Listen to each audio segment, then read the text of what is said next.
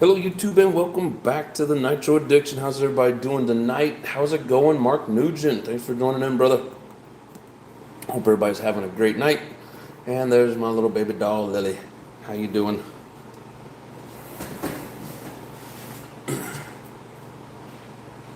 Hey, mama. Hello, my love. How's it going? Hope all is well.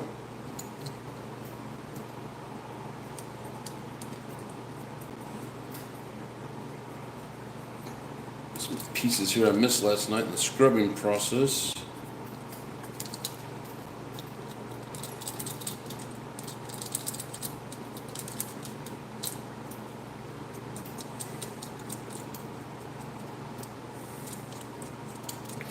We can continue to clean up the Mugen MBX8.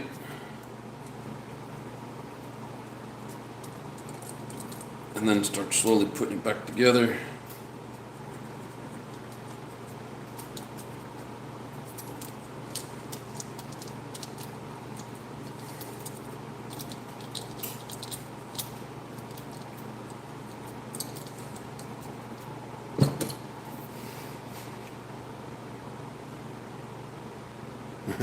Excited to see me. Hell yeah. I'm excited to see you guys too. Can't wait. A couple more days and I'll be home.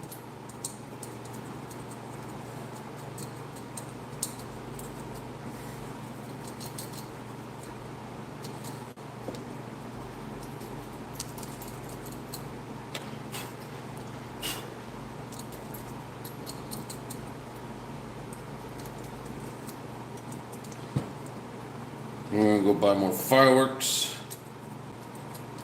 We're gonna have a good 4th of July.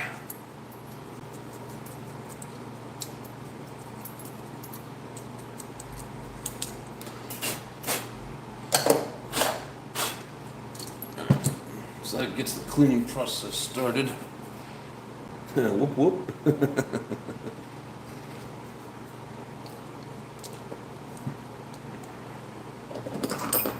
So the main thing is just changing out the fluid in the diffs, making sure everything's working smoothly. I'm not going to take all these pieces apart.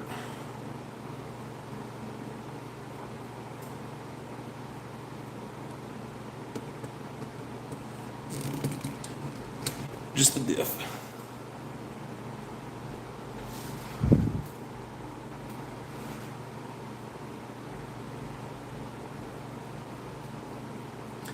Am I got any exciting plans this weekend? It's kind of a bittersweet. I don't get to go race, but I get to go home and see the family, so I'll take that any day. But when we get back, we will continue the racing. Or the wannabe practice racing.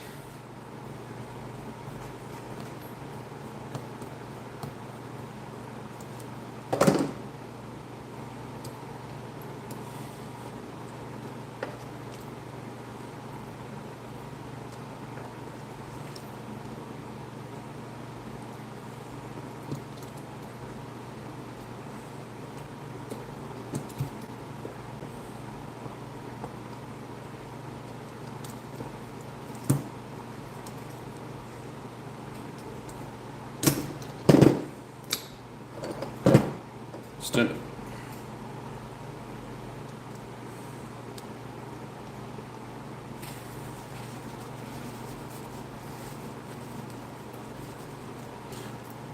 As quiet as the chat is, it's almost like it froze up.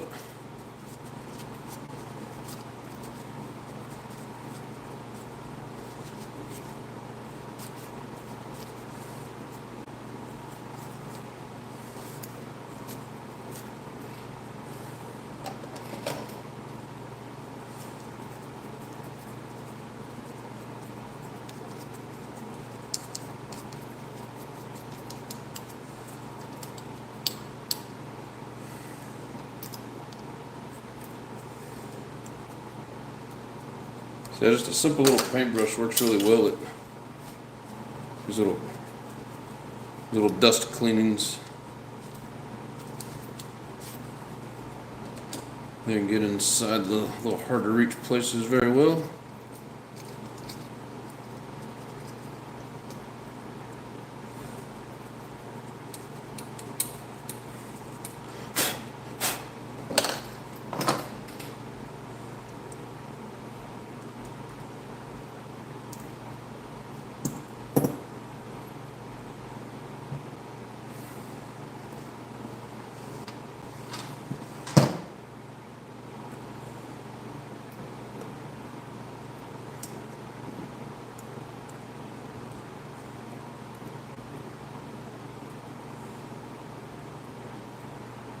Oh, never realized that there's a screw holding this little brake disc holder. Huh. Learned something new.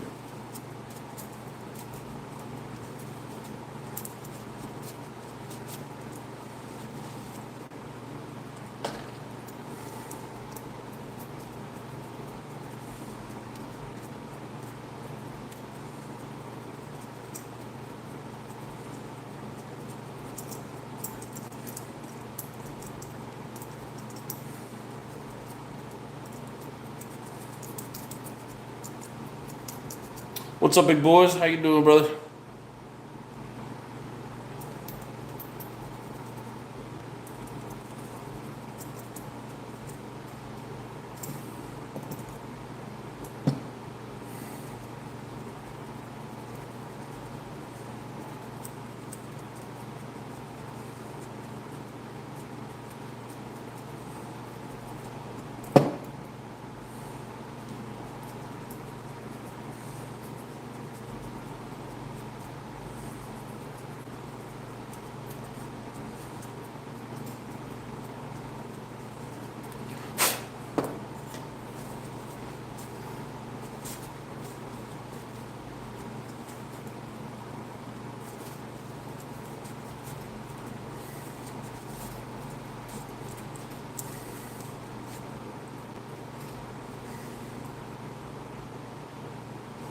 Doing good, brother. How's your mom doing? Hope she's getting better.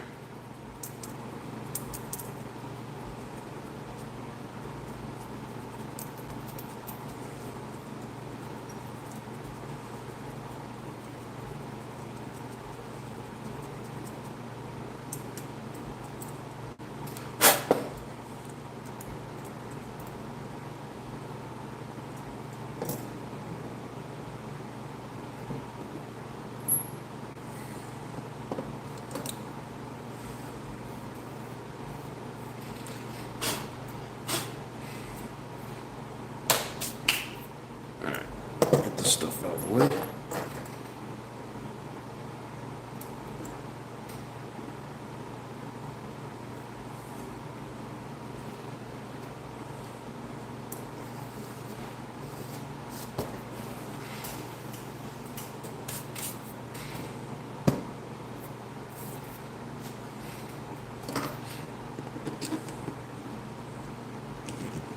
So it's a recap from last night. We did our front, 15,000.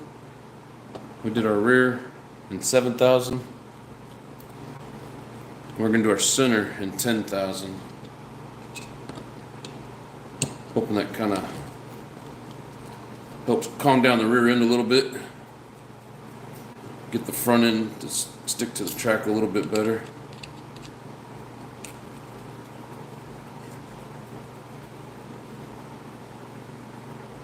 That's what we're hoping for anyways.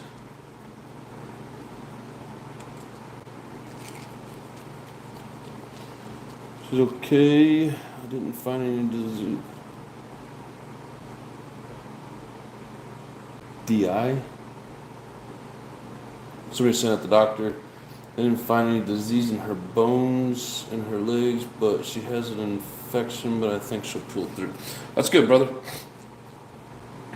Always hoping for the best. Praying for your mom.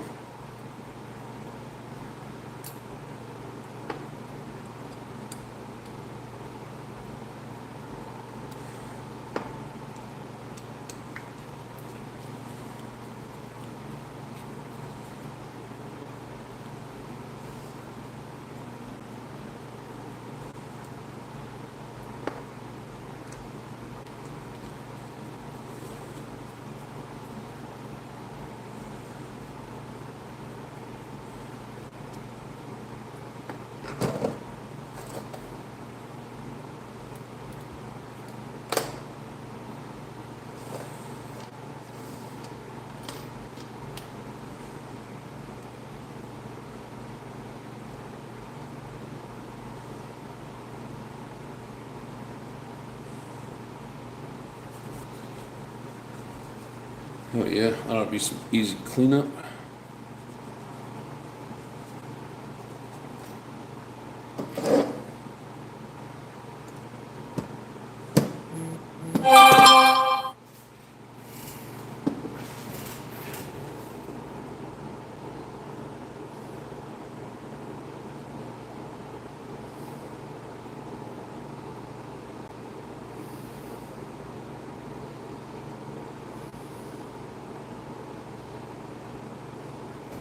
Turn the phone down so we don't get interrupted.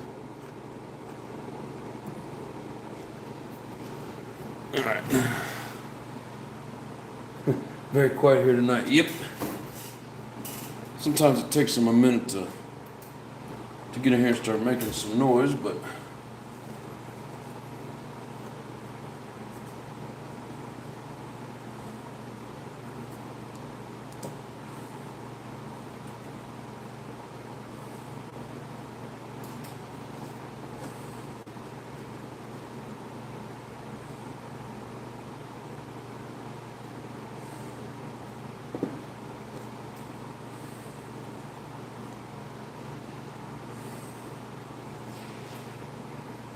I guess it looks like all you got to do is put up a couple more messages there, big boys, and you get the crown.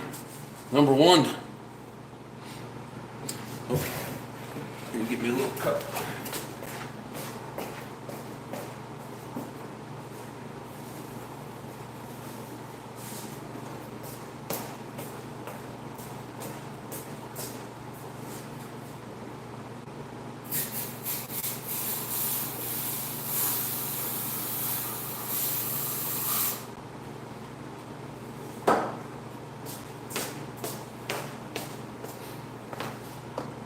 Now the brake cleaner works really well for the getting the grease off of the gears.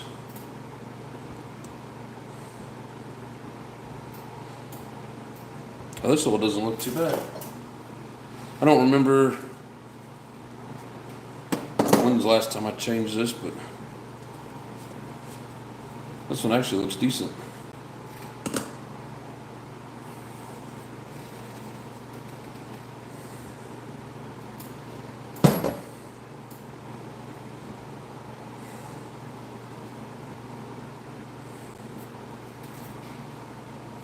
What's going on, JW? How you doing, brother? Raw's in the house. What's up, Raw, my brother? How you doing? If you guys ain't been on Raw's channel, go check him out. He does some great Savage bashing, a little bit of T-Max bashing. I think you have a MGT now. He does some big jumps, cool shit. Go check him out. Hey, he's got number 1 right now. Just finishing up work, hell yeah. Doing good, going to be doing some testing tomorrow, hell yeah. It'll be a couple weeks before I'm back at the track. I'll be at home hanging out with the fam. But when I get back, I'm gonna have, I don't know, the Mugen may not be ready, but Techno will definitely be ready. We're gonna hit it hard, get ready for the winter series starting up in September.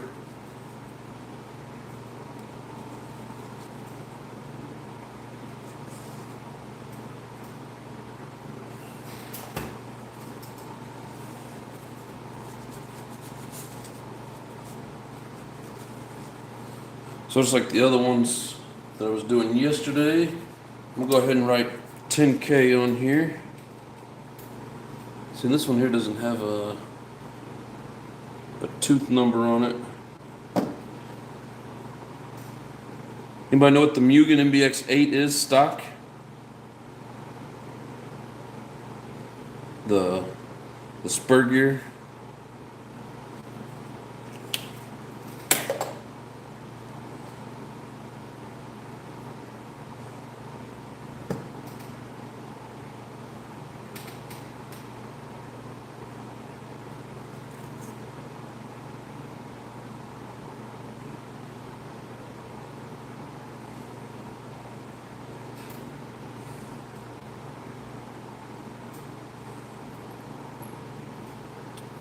I think it's maybe a 46, but I have to count it.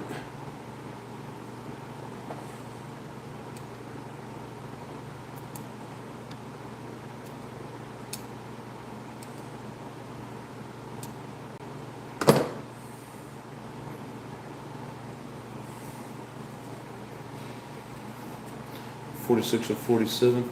That's what I'm thinking. Damn, do we freeze up? Are we still good, or is it just my computer?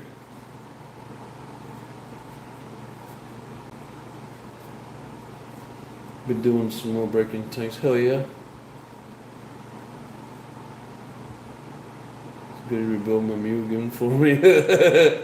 JW, between you and Travis, I'm apparently rebuilding both of yours Mugen. You guys got to figure out a way to split it.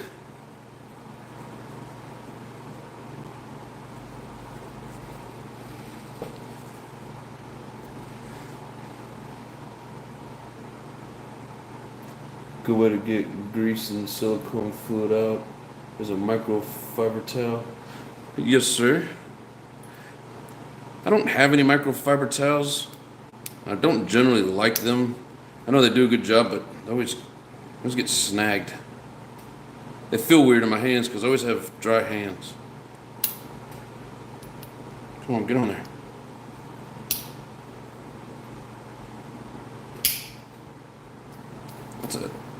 It's a tight fit.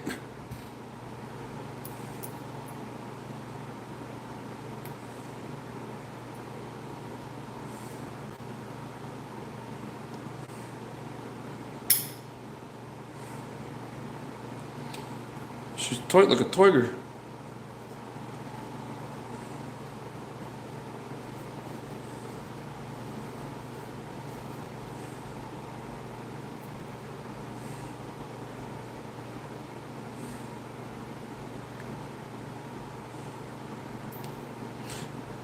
Yeah, I don't really have any microfiber towels. 46 or 47 is stock, I believe. Yeah, I think it's like 46. Just push it into the gears and turn the diff a few times. Good quick way. Sorry, you talking about the microfiber raw? It's 46 with double 8 on it. Stock with a 46. Yeah, I think that's what it is. Big Boys Twist is what we're working on tonight. We're still working on the MBX8. Basically getting it all cleaned up and ready for a rebuild.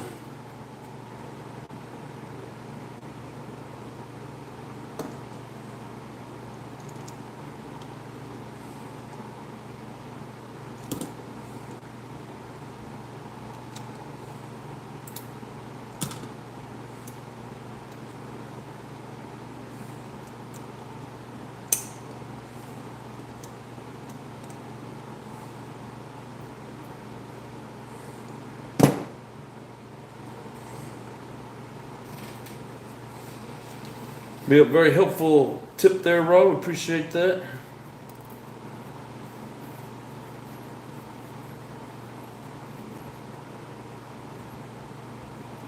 Man, so if it's all good, I can take Travis. Oh, shit.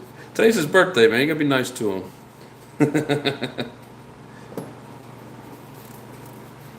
I hear you on the dry hands. Yeah, man, every time I touch a microfiber towel, it snags my hands and I can't stand it. Irritates the shit out of me. Travis and I can race for the Mugen. Yeah, I bet you could.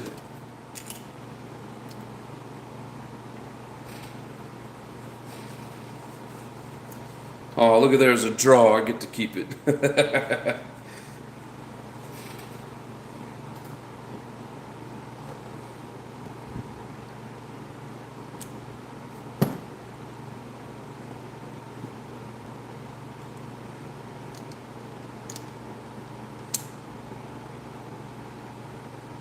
Go.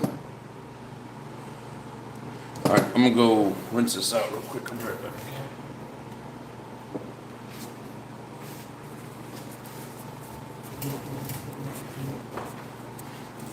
Racer at the compound fort. That would be epic. Yes, it would. We'll do it live. So let me rephrase that. We would do it live if it was going to happen.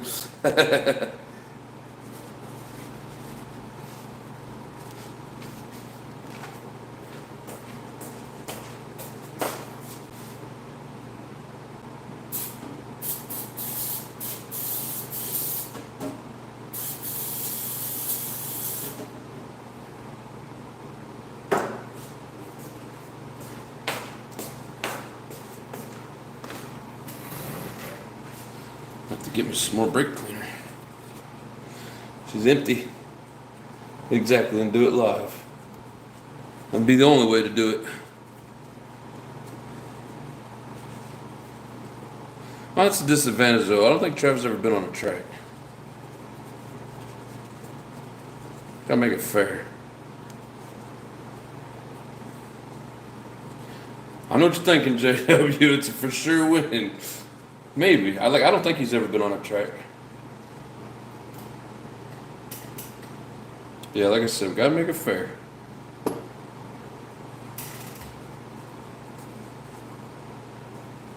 Hope he's having a good birthday, speaking of which.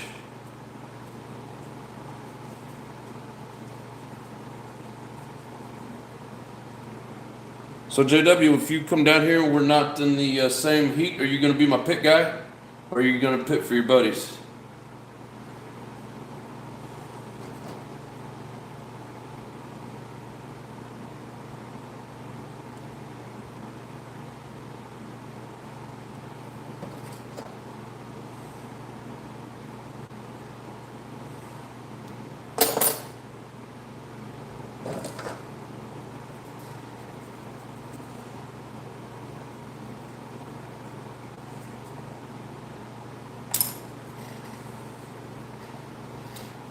Hell yeah. I don't know who of all of us that are going. All right, well, tell them you've already got a pit for somebody. There's got to be an odd number. Because I don't think they're going to run electric and nitro together. You know, even just when we do the little local races, there's about an even number of nitro and electric, and usually it's enough for like 2 heats each.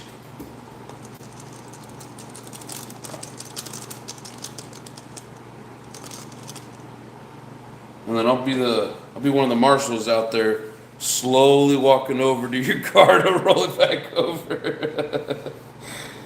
I'm joking. I wouldn't do that to you. I'll jump over another car that's flipped over just to get to yours. How about that? Marshal number 8, get off the track. You suck.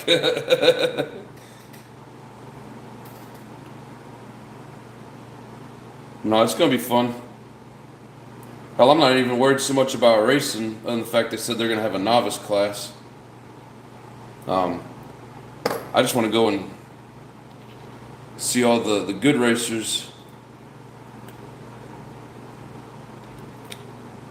I don't know who all's going to be there, but I know it's like one of the big circuit races. So it's definitely going to be fun.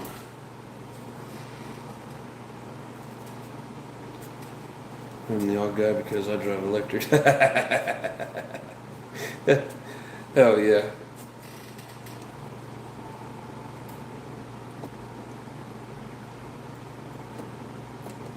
Yeah, that one race I did, I learned a lot about how they interact with the driver, you know, the pit person and the driver. And I mean, the pit person's telling me, you know, things that I need to do, and I was like, oh, shit. So it was a pretty interesting experience. Looking forward to doing it again. I just want to be able to run better when I do it. Which, like I said, I am getting better. I can tell. I'm getting a good track around the track. I'm just not getting the speed quite yet, so still got a little ways to go.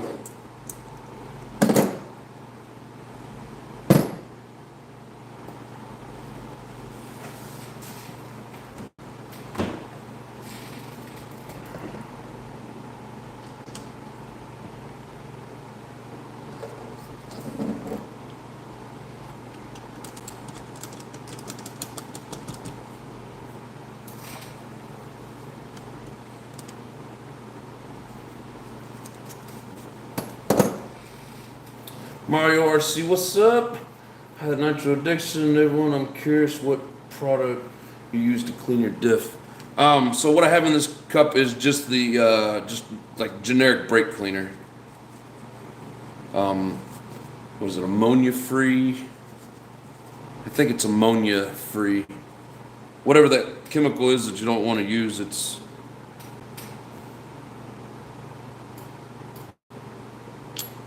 But yeah, usually I just kind of like clean them with a towel and a little screwdriver, but this actually works really well. I mean, you can see down in the bottom there the grease that it's leaving behind, and then I can tell a pretty good difference from how I normally do this. Like, get out of the way. They're clean. I mean, very little residue left in there, but. Wonder Bread, what's up, my brother? Sorry, I didn't even see your name pop up there. Hell yeah. Just give me the old like. I appreciate you, my man. Hell yeah, everybody. Don't forget that like button. Northeast Mods, what is up?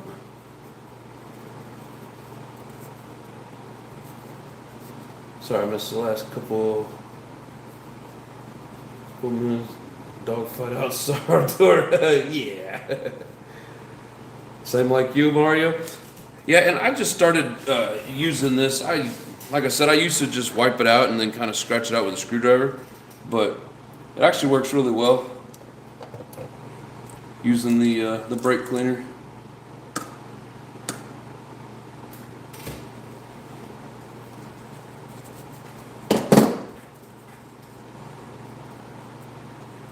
Seems to be quicker and easier, and it does a pretty good job.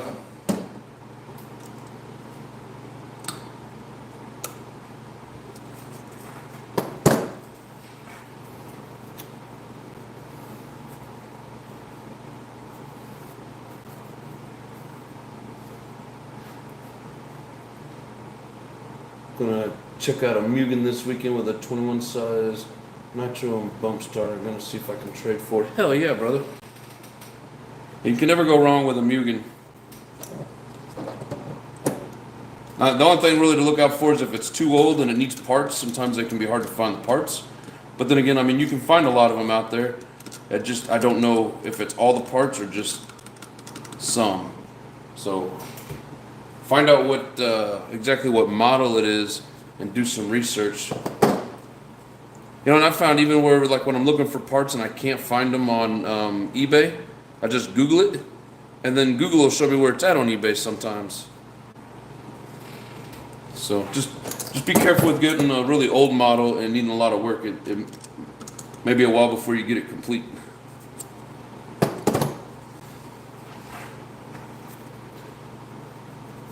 We're doing dips and shocks on Friday and racing on Saturday, says JW. Hell yeah.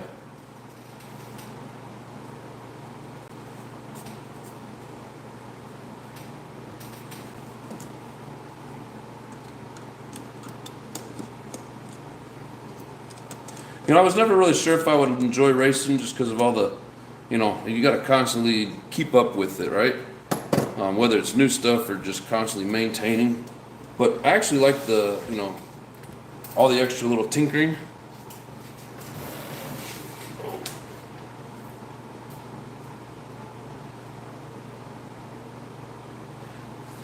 As a basher, there's tinkering, just not quite as much or as often. Because when you're racing and trying to get around that track cleanly, you want everything to be in really good shape. So it's a little extra work, a little extra money, but I do enjoy it. It is fun for sure.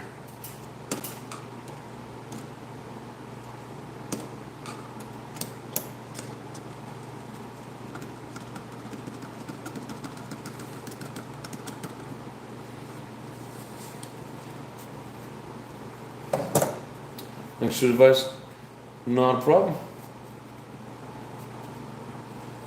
Yeah, I bet, big boys, I'd be excited to get that thing too.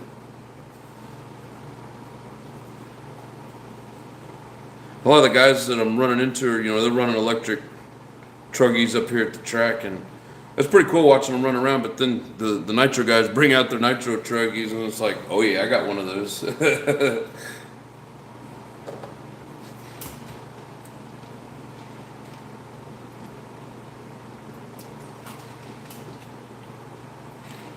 Speaking of which, we're definitely going to get that truggy going again here pretty soon. I mean, there's really nothing wrong with it. I just need to get a good engine situated in it.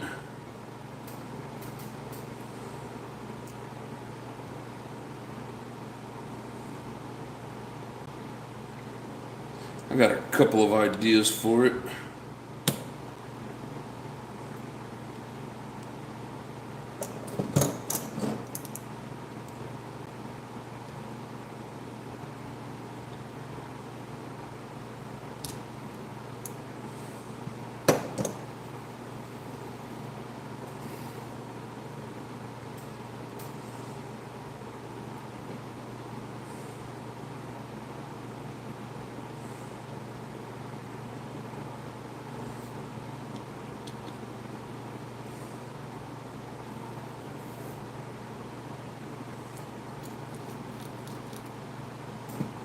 Alright, so 10K. Center diff is going to be 10K. So I should turn this a little bit. I'm probably doing a bunch of stuff off camera. What size engine do they use in truggy class? So for the nitro, they still use the 21. I mean, most 21s are strong enough to power the truggies just fine. You want to use the torquier exhaust setup. So longer pipe, longer header. You know, keep the torquey gears in it. Make sure you got enough speed. But I mean, if you try to run something bigger than a 21, you're going to be pitting all the time and not get the fuel consumption that you need. I mean, if you guys watch the Nationals this weekend, the good ones, you know, Finn and Mayfield, and there's probably a couple others that were right there with them. I can't remember the names. They're all running like 9 and 10 minute tanks. I'm like, oh my god! You know, if you've got a tune problem, you're running really lean, and you know if you're not having to over throttle, like overcompensate and trying to, you know, spin through corners and whatever. Like if you just have a nice clean run, you know, I mean, it takes some doing to get 10-minute tanks, especially on those truggies. You know, you're pushing a lot of RC around that track. But yeah, so, and I don't, like for races, I don't know, I don't know if they, like, by the rules have to use 21 or what the deal is, but yeah, you go any bigger than a 21, you're not gonna, you're gonna be pitting all the time. So basically, like my block engine that I use in the Techno, I would probably just be shoving that in the Techno, or in the truggy. But I mean, hell, the Reds would work. Any of them would work. You know, good power. Once you got everything set up right.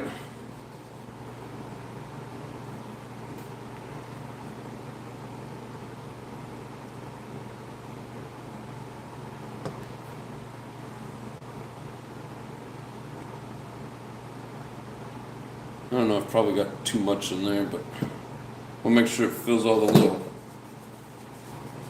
little nooks and crannies.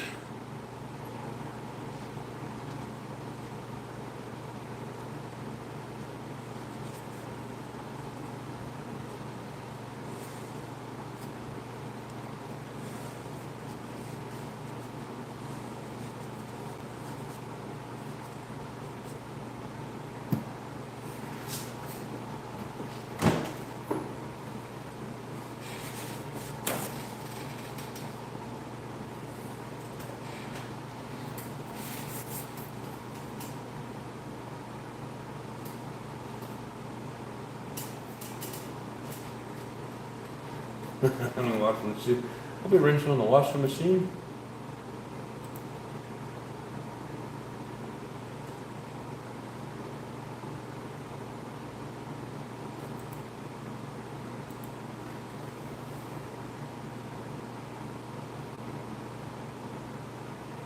Sorry, accident. Okay, I clicked on to see what Wonder Bread had put. I was like, I didn't think you put anything stupid in there, but thanks for the acknowledgement there, big boys. I think a bigger motor would get too hot out there. Well, yeah, I mean, definitely out here in the heat. But I mean, still, yeah, like it's just their gas guzzlers. You know, you don't need that extra power. Those 21s will push them just fine. Like watching AJ run around, I don't know what engine he's using, like say in the Nationals, but out here at the track, he's running basically the same block engine that I have. And a lot of the guys, they're running like the Samurai or the OS 80, Adam Drake, or the block engine. Seems to be the most common out there. Watch that mom, nothing clean, right? And Drake has a great video on molding and filling the diff. That's supposed to be building and filling the diff. Yeah, he's got a lot of good videos. Get a lot of advice from watching his stuff. I like watching his videos on like different setups.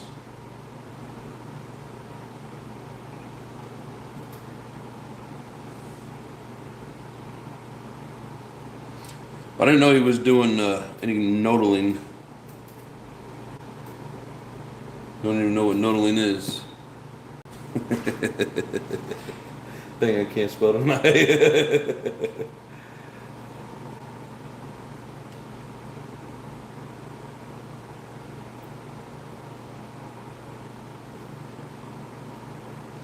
Yeah, JW, the .21, and I think that like that's what they.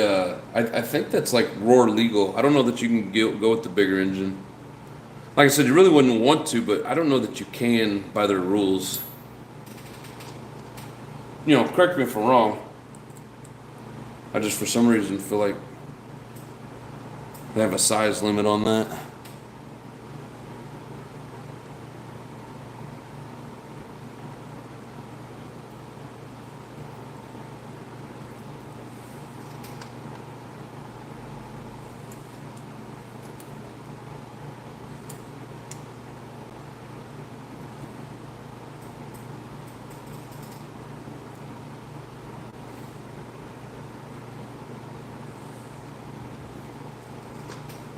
You know, there's another kid out there from the Adrenaline track with the, what's that guy's name? He's like a young kid, wears glasses. He does a lot of videos on like tuning, different tuning tips. I've been watching a lot of his stuff along with like Ryan Harris and just, you know, trying to kind of get a grasp on everything when it comes to racing. There's a lot of good videos out there that are, you know, for teaching.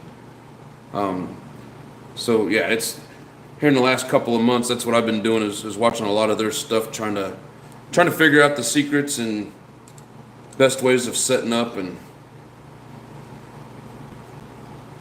I mean, you know, ask any racer, one of the best things you can do is stay in your line, because that's where all the traction's at. And then of course the line is also the shortest possible distance on the track, because that's what everybody's, you know, cutting the corners and trying to stay to that line. So yeah, I've really cut down my lap time by staying on the line. Now I just gotta, if I get involved in a race with somebody, you know, you get all fidgety and start flopping around on the steering wheel. Next thing you know, you're off track or whatever the case is, and they always end up crashing. So that's like the next step. Once you get to where you can run the line by yourself and you know, you're starting to pick up some speed, well, then you jump in and race somebody. It's a whole new ball game.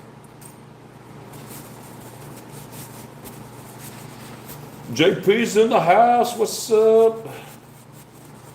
I think 21 is the size limit for the buggy, and I think you can run it to a 28 now for the truggy. Oh, maybe. I didn't think you could, but it makes sense. I don't know for sure, so I'll stay for a few minutes, but wanted to stop and say hey and give a like. I appreciate you, brother. You guys hear that? Jay said, like it.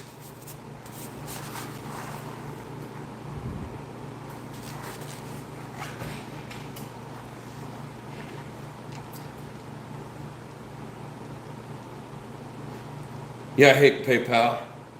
PayPal will steal your money and then they rob you and they think they need a finder's fee, man. Go with Cash App. Cash App's great. They don't take nothing from you.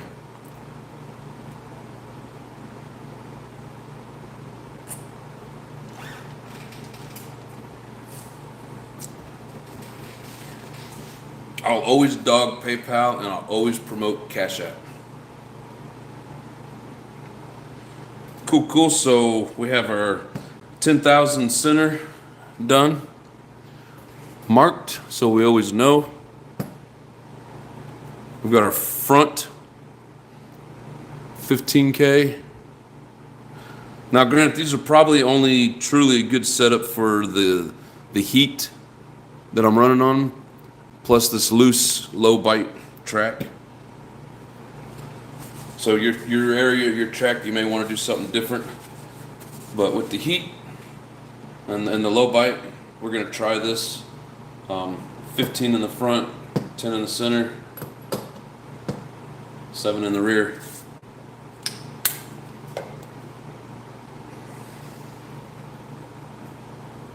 Most not all the guys run some kind of brand of 21 for buggy and truggy. Yes, and I'm pretty sure even if you can run the bigger, I mean, if you're pitting, you're not going to get much more speed out of them. You may get a little more quickness out of the corner because of the torque, but you're not going to get like a ton more speed. But you're going to be in there pitting 2 or 3 more times in a race because of fuel consumption, and it's just one of those things where it's like it's you're probably about the same either way. I would go with the easier. Exactly, JW. I love my Cash App. Yes. Screw PayPal. They ripped me off and they stole my money. And they ripped me off. Never used Cash App. Cash App's great. You can trade money back and forth all day long and you don't pay no fees. Well, I've been here a while. Hit the like button 20 minutes ago. Just been listening. Always like to hear what everybody else is thinking. Still trying to finish my break-in Dynamite 19. One more tank. Hell yeah, brother. We appreciate you hanging out. I maybe Federal, but I just transfer everything to my Cash App. Yep. That or even Zelle. Like Zelle used to just, from what I understood, used to be just like Bank of America. But I think now more banks are doing Zelle, and it's all through like the phone number. And that's how I pay out at the track. They got a little sign on the deal that says, $20 for racing. Here's the Cash App. Or not Cash App, I'm sorry, Zelle.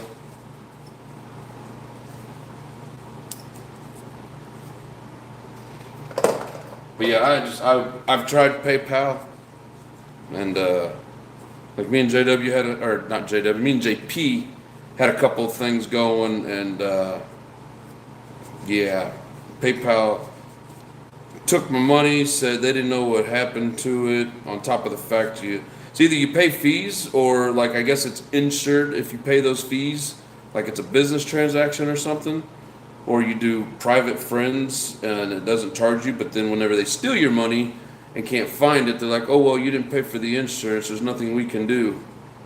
Yeah, well, told them straight up they sucked, and I would always tell everybody that they suck. So here I am, telling everybody, PayPal sucks. I use Cash App all the time, but I also use PayPal depending on what and where I'm buying. There's a couple times I've had to do a deal where the guy I'm working with only has PayPal, and then I got another buddy that has PayPal and Cash App, so I Cash App that buddy money, and then he sends it PayPal to the other guy. But I have to send a few extra bucks because PayPal rips you off. I really can't stand PayPal. Nothing about it.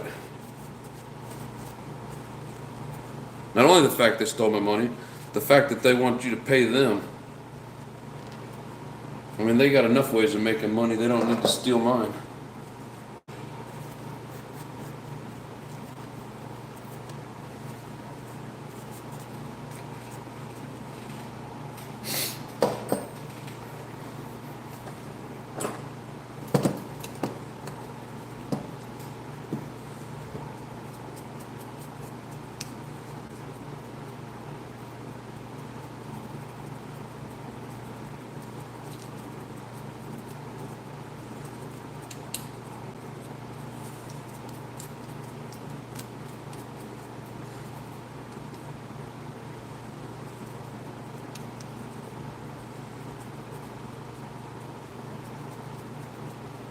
Yeah, I'm hoping kind of fixing up these diffs a little bit helps out with some of the traction. I think I just had a lot of extra wheel spin because they were just so loose.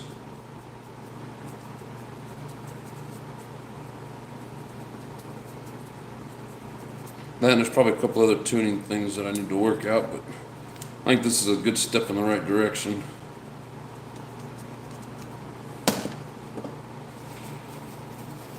Screw PayPal, exactly.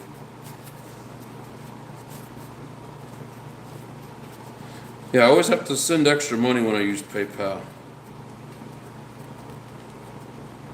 Yeah, I yelled at that poor lady on the phone. I was so mad. They send it to, like, you put an address in, it pops up the address, you send the money, the people don't receive it. And they're like, well, sir, we can't. Only address that we see under that name is the person you're trying to send it to. It's like, well, they didn't get it.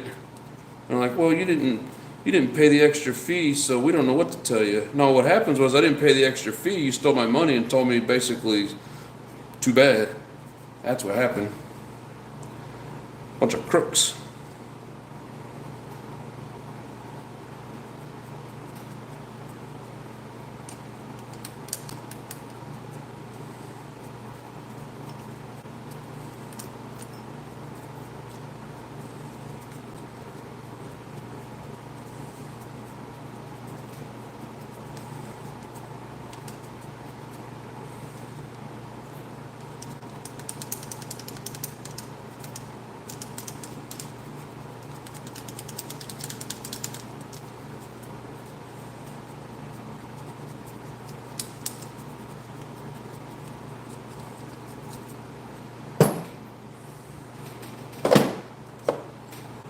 Yeah, and I missed the shock tower when I was scrubbing parts yesterday.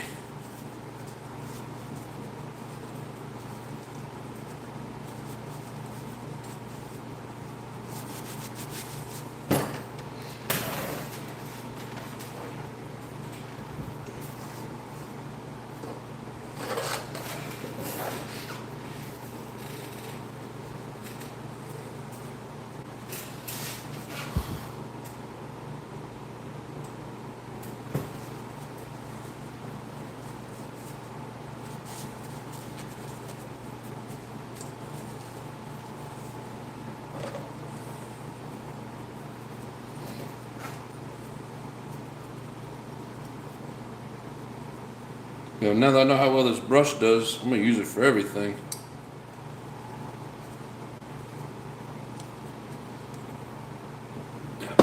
Brush works really nice. Alright, only left to clean up basically the shocks. I'll actually probably put them in the sink and scrub them.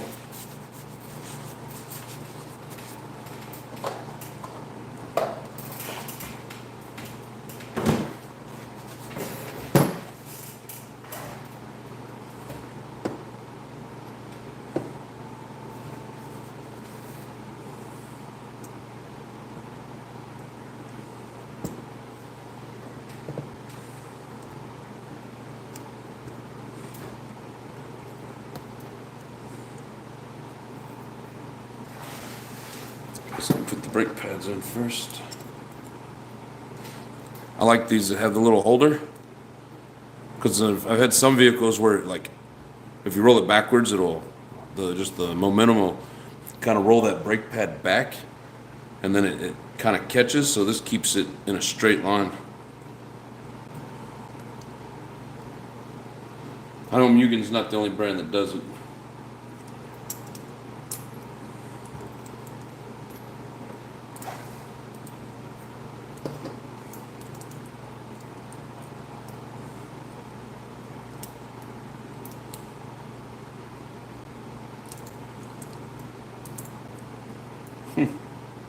I'll get it in there from one side.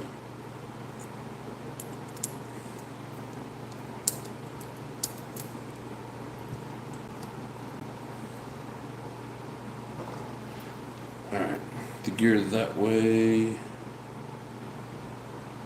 This should be the way that it goes.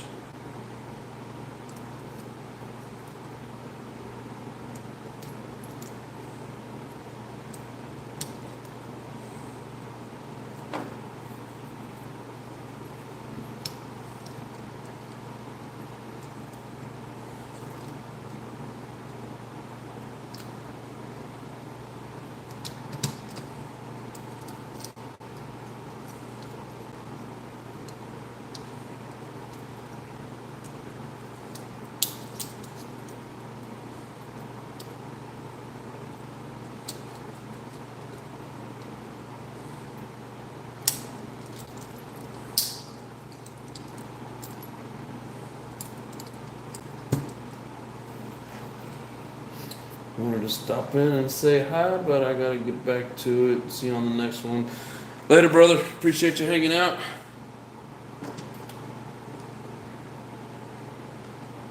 Fixing that washing machine is way more important anyway, so don't you worry.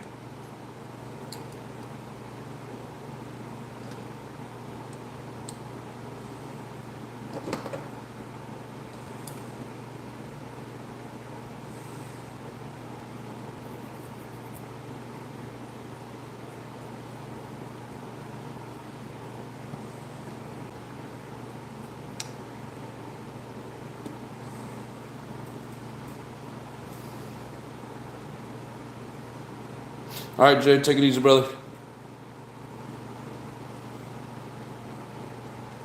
Thank you for coming and hanging out. It's another one if you guys haven't been catching Jay's lives. He does some pretty good lives. He actually has a shop to run some nitros in.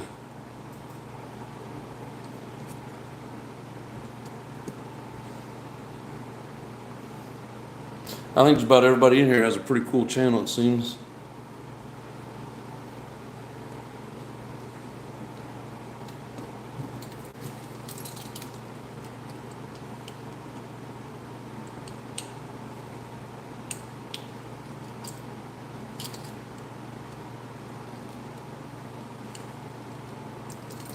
Alright. So now the center diff is done. Front and rear done. Let's see if we can't start getting some of these things back together.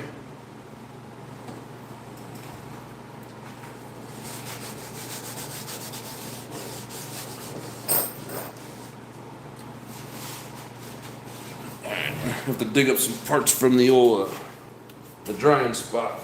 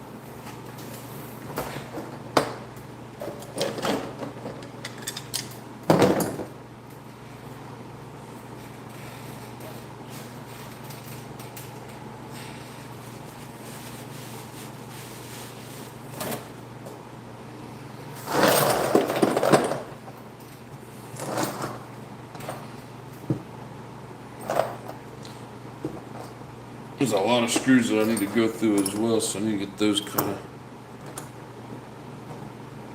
of laid out. It's easier to get all your screws laid out and see what you're working with.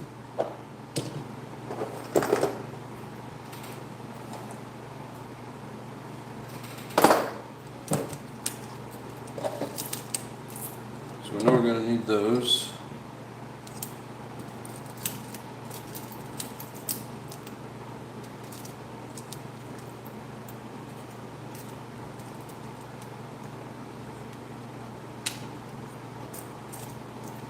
Should be another short one in here somewhere.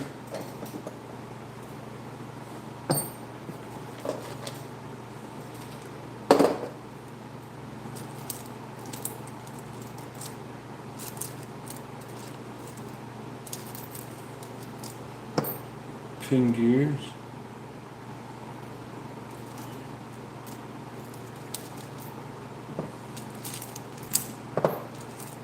There it is.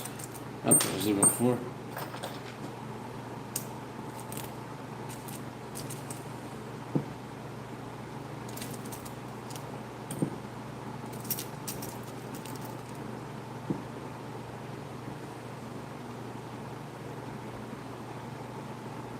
I'm gonna have to look up to see what screws that I'm looking at here. Big boys is back. What's up, Steve? How you doing, brother?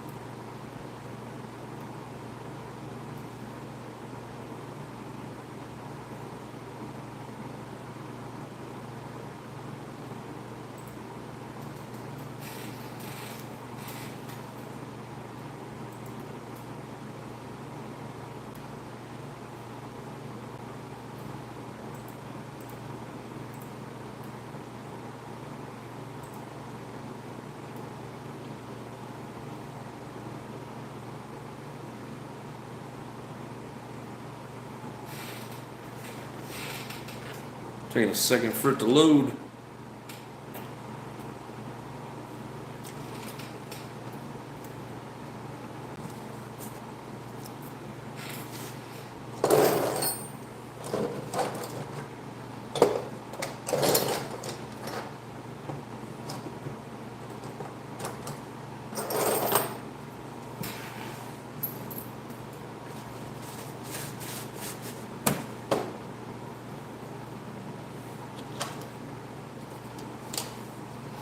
If I can't get this stuff to just fall out.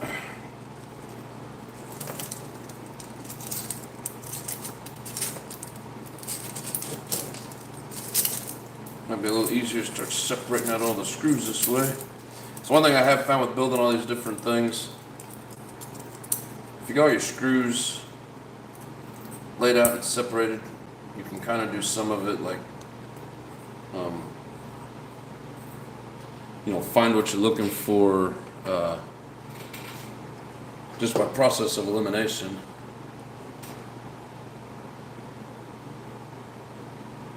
I'm pretty sure it was 2 of those on each side. The shims anyways.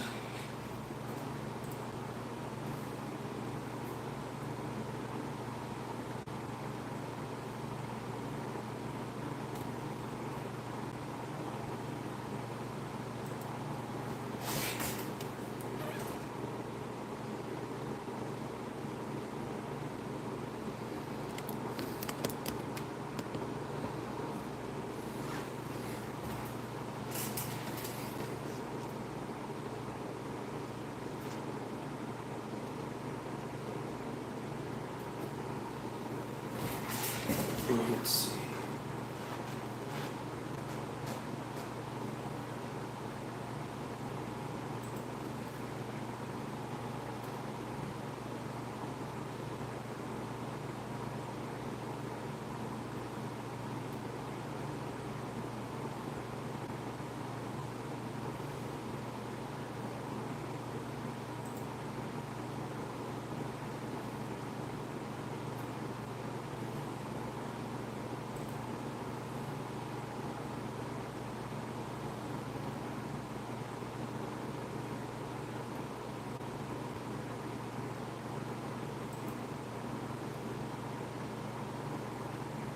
Make it so complicated.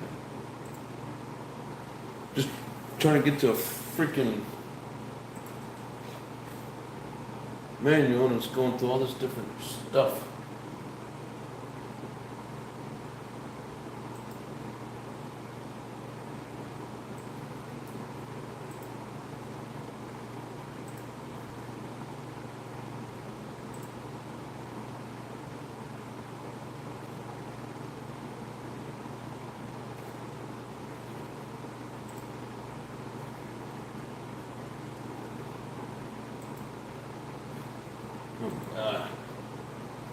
Been a pain in the butt.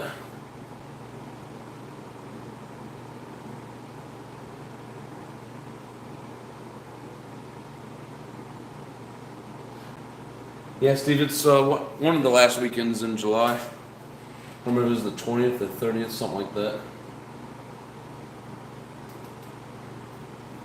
So the 27th, yeah. I was thinking it was something like that.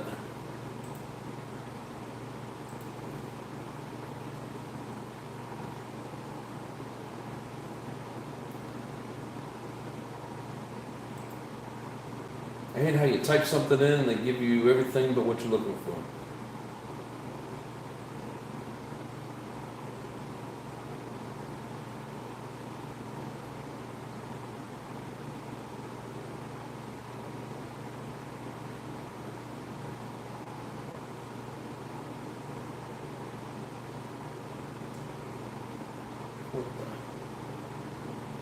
We got everything listed but what I need.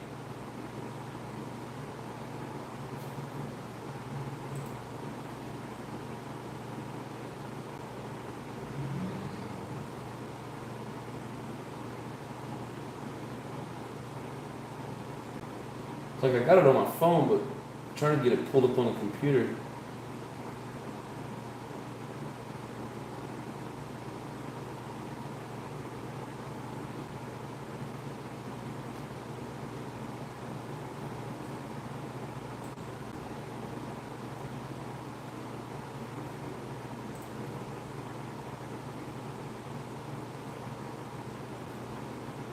Oh my God.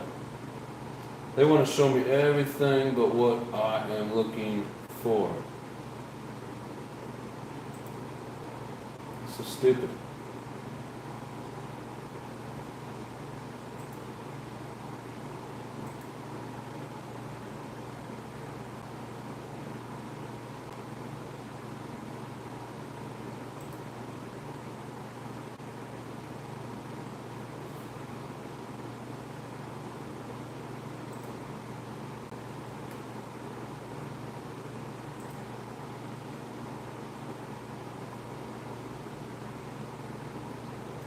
It's about to open.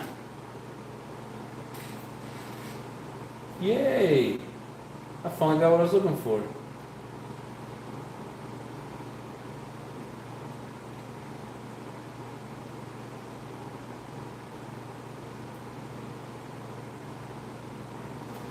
Alright.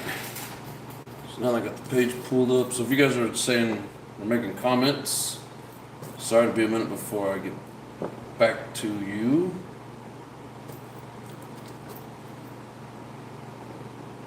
I think it's these. Yeah.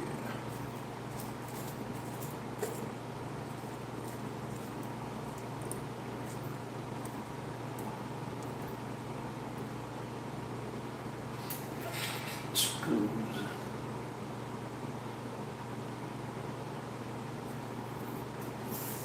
Three by 12. This tool is like awesome.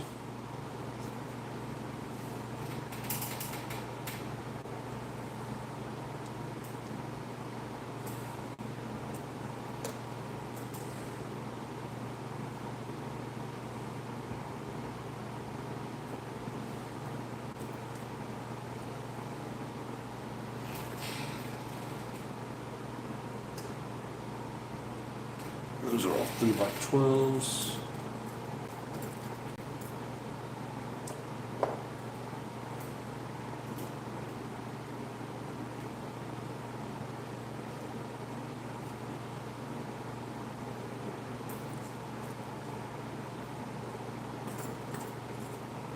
Yeah, like I said, it's easier to find all this stuff if you separate it all out first. There's just so much of it here. So what I do is like I try to take all the same pieces, make them their own stacks, and then it's easier to find, and it's easier to do the process of elimination.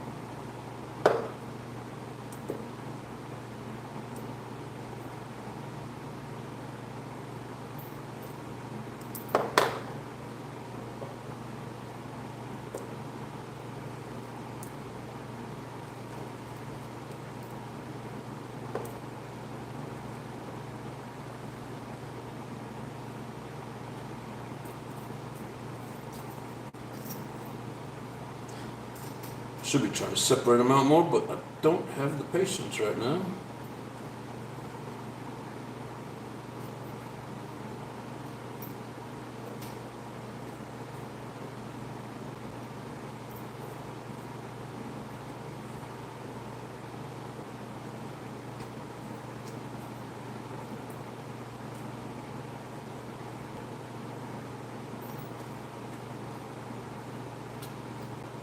It's also much quicker to find out that you don't have. And you keep looking through all the same stuff. It's hard to tell you don't have what you're looking for. So it's 6, 7, 2, 4, 6. Alright, so that ought to get us started.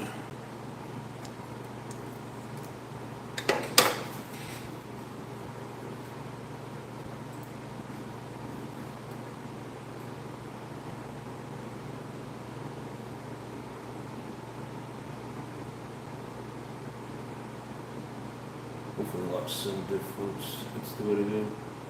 Oh, it locks center? Never tried that. Or some of those blue servos from Amazon too. I had some Tower Pro NG. I'm at 5. For free. Forgot how crappy they were. They will not center. Yeah, I like those blue 35 kilograms. They do work pretty good, and they're high voltage and waterproof, or splash proof anyways.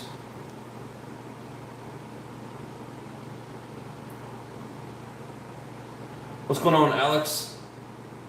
Been a while since I've seen you in here, but thanks for joining in. Welcome back.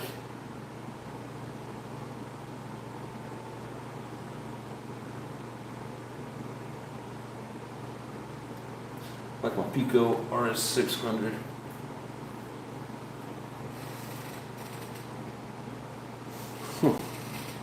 Alright, so now, let's see, no difference in these. Sometimes these things will come with like an angle on front or reverse or the rear, so you got to be careful. But these look like they're all the same.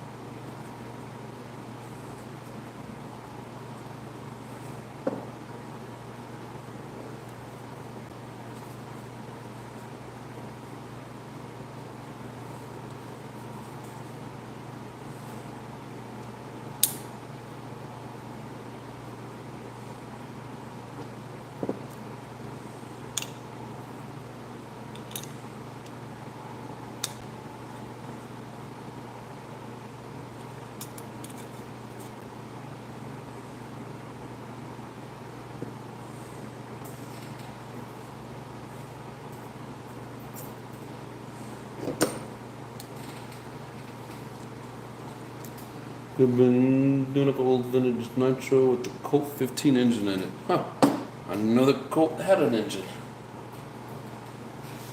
That's pretty cool.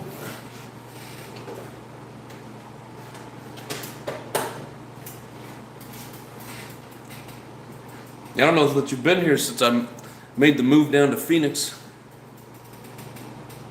I mean, it's just for my job, but I think the last time you saw me, I was still in Omaha.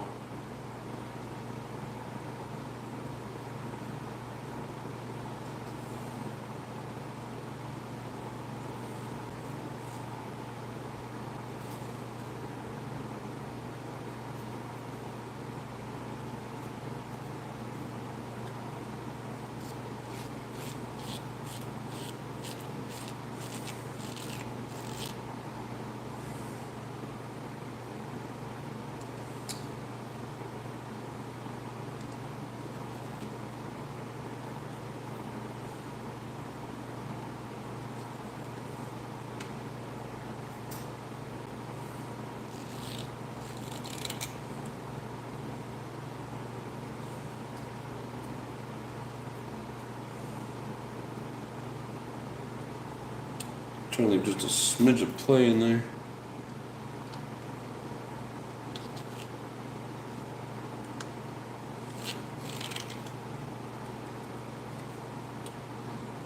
Too much.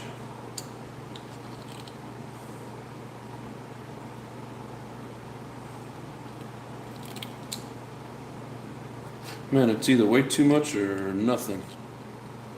I cannot find.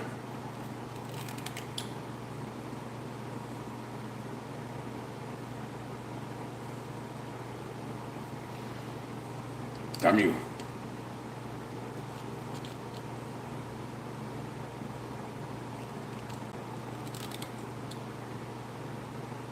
There. Now I can feel a little bit of play on it.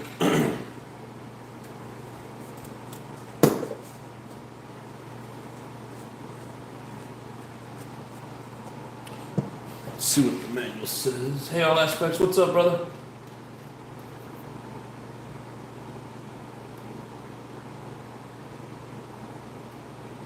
Doing nitro fixing. Yeah, replacing a couple of worn out parts and just getting it cleaned up, ready to go.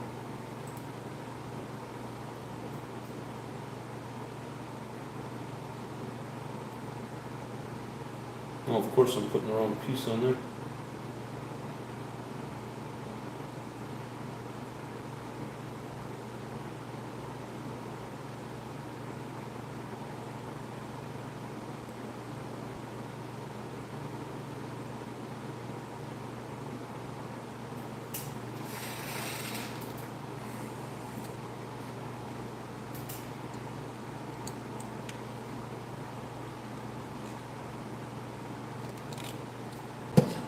Oh, you know what?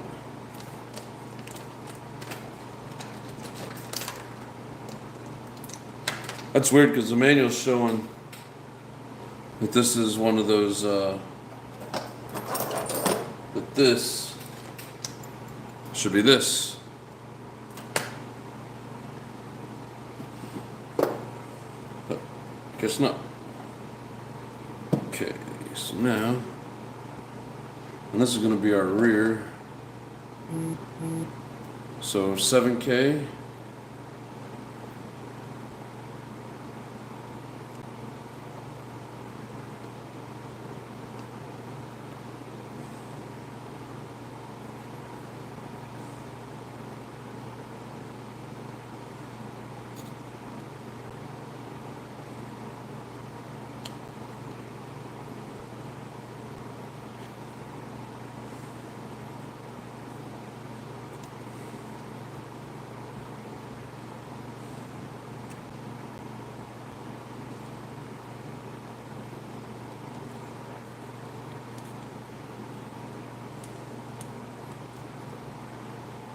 That feels good.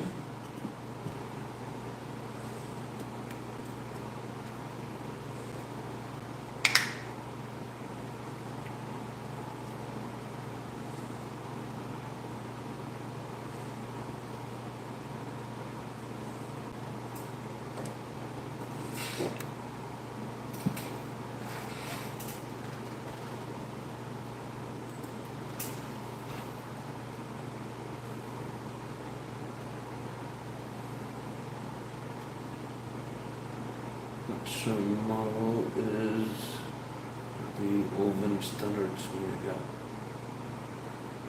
Scrumster, Scrumster tires on it. They've never heard of that.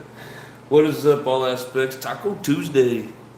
Yeah, we had a safety meeting at work today, and they fed us Cane's, Raising Cane's chicken. Mitchell's RC Off-Road. What's going on? Yo, how do you like the Mugen brand for nitro buggy? I'm looking for a good nitro buggy to race. I really do like the Mugen. For me, I like Mugen and Techno. I have a Techno 2.2. I really do like the way it's set up and runs on the track. But at the same time, like, you can't beat the Mugen. So I like them both. And if you're looking to get one or the other, I would say you can't go wrong. Are you looking to go new or find a used one? And by the way, welcome to the show. Appreciate you.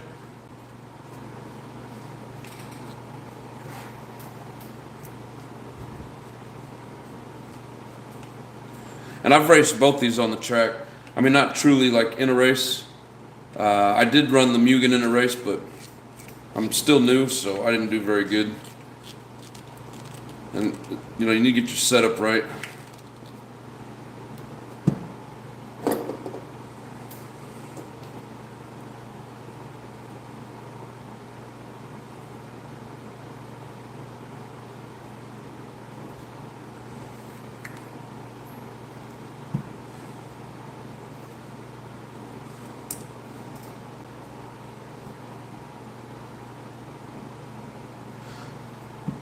Have a good one, big boys.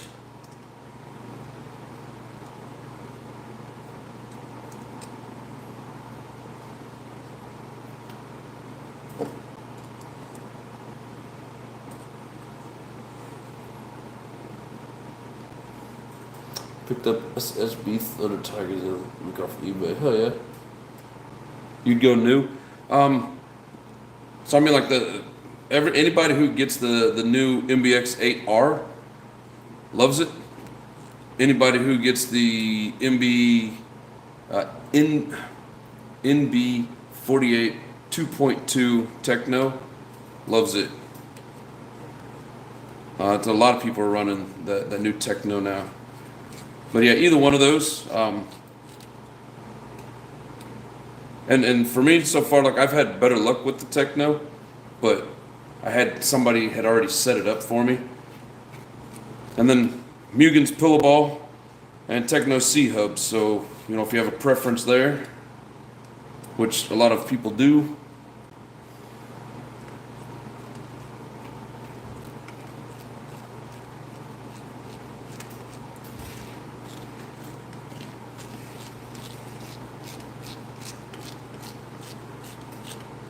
Yeah, this here's a Mugen MBX8.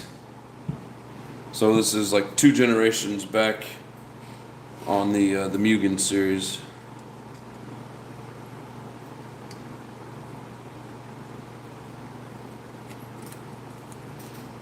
Sounds nice and clean. Got good even shimming on it.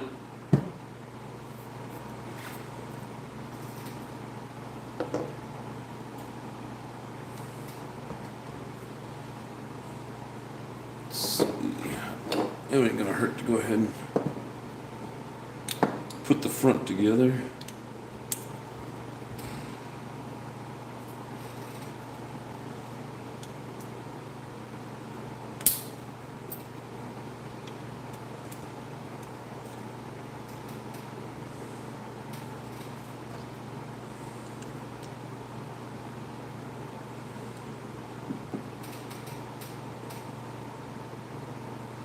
I think price point, they're probably both pretty close. But a lot of it just comes down to preference. And like I said, also whether you want C-Hub or Pillow Ball. Different ways of tuning them and different handling.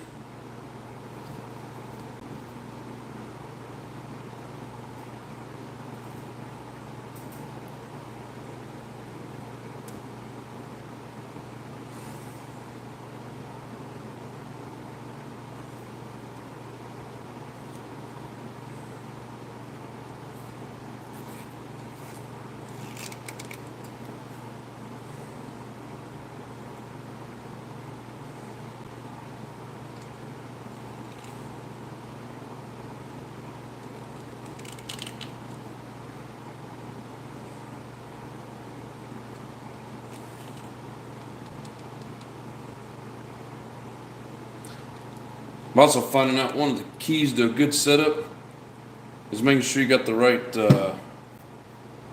like, one, the right tread, but two, and probably more important, is the right compound for the track you're running on. I think it was Adam Drake that mentions that.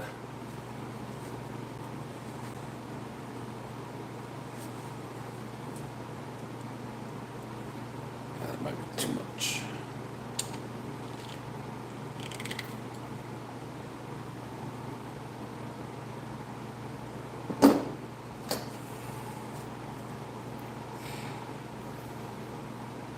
Yeah, I've been racing 10th off-road for a while now. I'm trying to get into 8 scale racing, and I want to go nitro and then get a matching e-buggy. Yeah, and you know, it's something that a lot of people are really starting to get into now, the new X-ray, and I think it's around 700 for the kit. Look into the X-ray. It's pillowball, and a lot of guys are just loving that car right now. It's like the MBX something. Not 100% sure, but yeah, X-ray is definitely a good brand, and I think that's even what Dakota Finn has switched over to from TLR. And I mean, basically, he's one of the top racers in the world right now.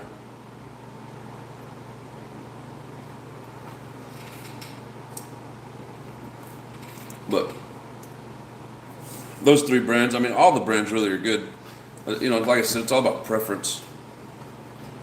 You'll find something that handles better for your driving, you know, over the other one.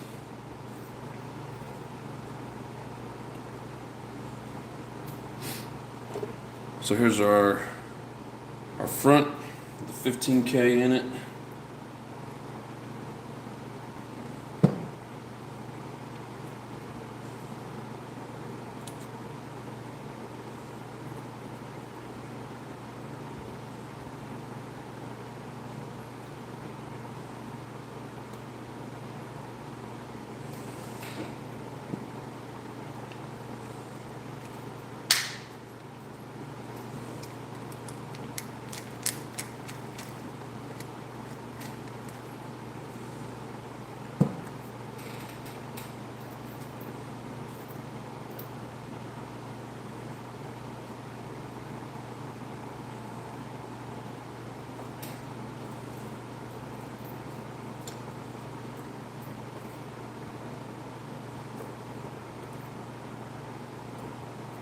And the same screws in the front.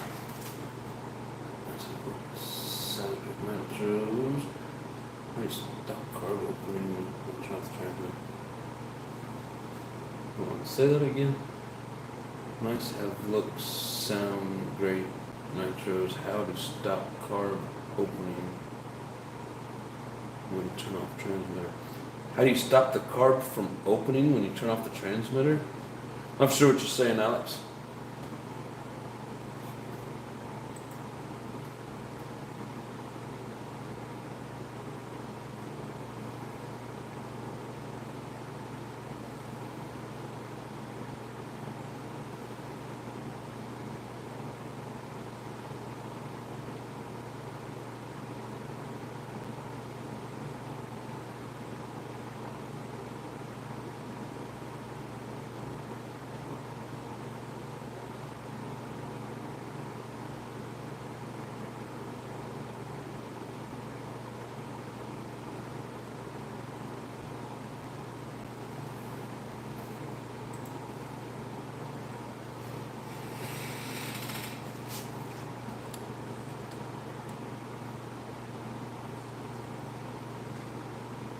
I think that one's the same.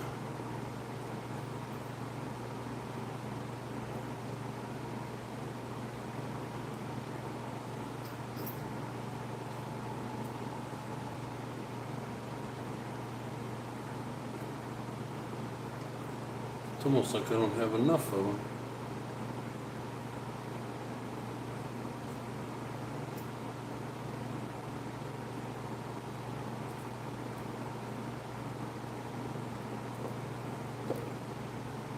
All the screws I took out were in that same dish.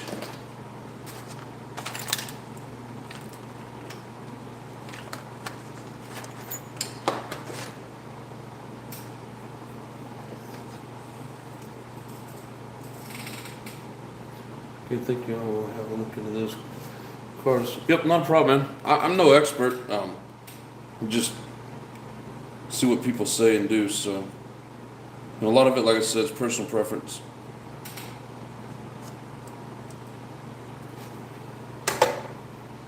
But I wish you the best of luck.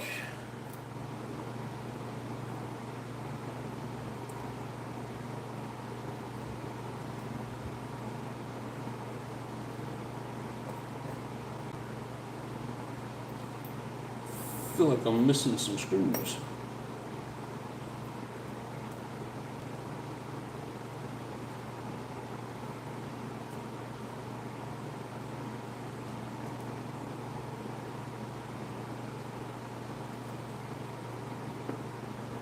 too long.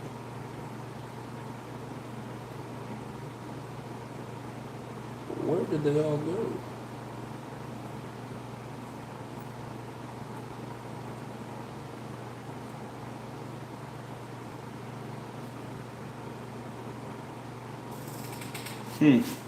That's odd.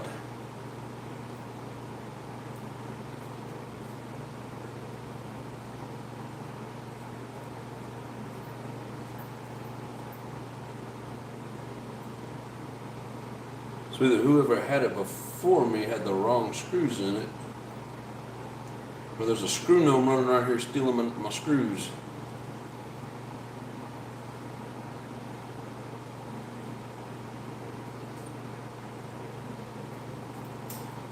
Huh. That's messed up.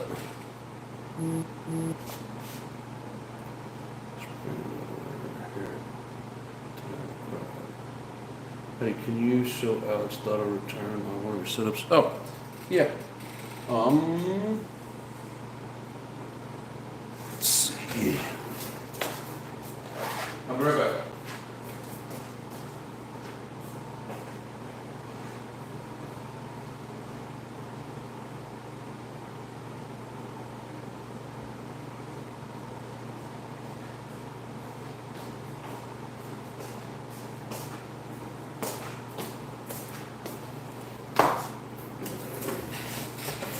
Is this what you're talking about, Alex? And man, this has saved my butt a couple of times being on the track. Once this deal, the threads popped out of the plastic, so I had no control. And another time, I don't remember what happened. I think the servo went out or something, but it was just rubber band pulled it in and basically put it back down to idle. But so these little black hair ties,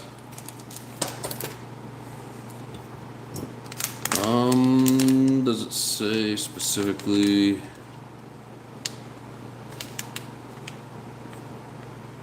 I don't see anything saying what like size that they are, but I mean, these things work great. Sometimes it takes 2 or 3. You got to make sure you got a strong servo, because it's got to be strong enough to pull this in with the servo attached to it. And if you only got like 1 on there, or sometimes even 2, and it's got a really strong servo, it won't pull back against the servo. So you put more of these on there to make it stronger, and you just got to make sure that you got enough power to your servo.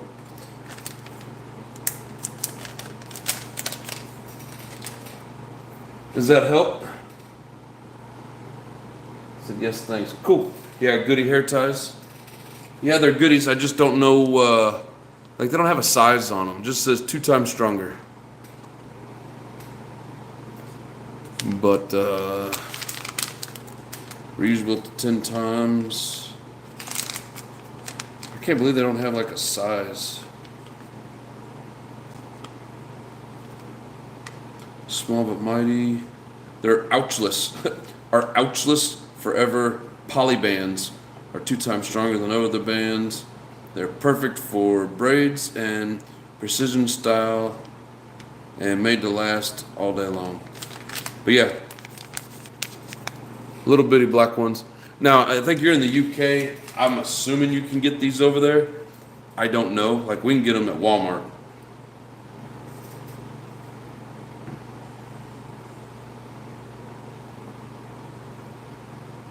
What's up, Raw? You're welcome, Northeast. Thanks for clarifying. I wasn't for sure exactly what he was asking. Aw, I just dropped the screw.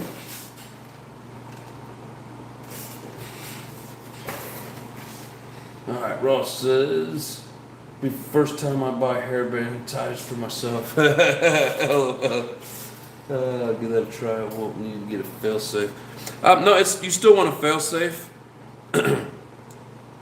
So the fail-safe, if you lose power or connection from your controller, the fail-safe will automatically put it in, brake mode. But if you lose signal from your receiver and it doesn't, your throttle just does whatever, because sometimes it'll just sit where it's at. You want a fail-safe and those rubber bands. That one's a fail-safe for the controller, one's a fail-safe for the receiver. If that makes sense.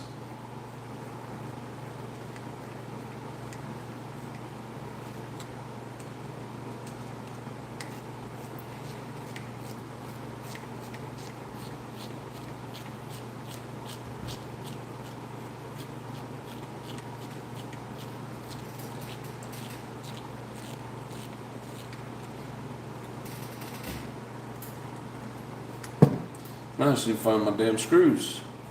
What happened?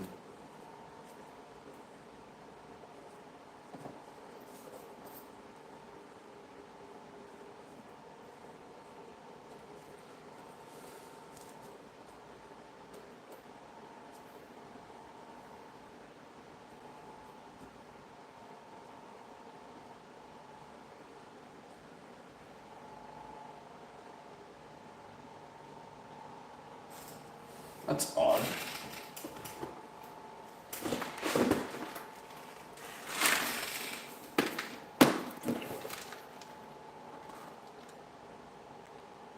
And of course I don't have any of those.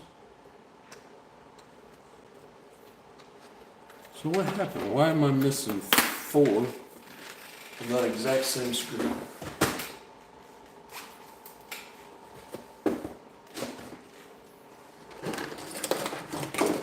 As far as I know, I put them on that container.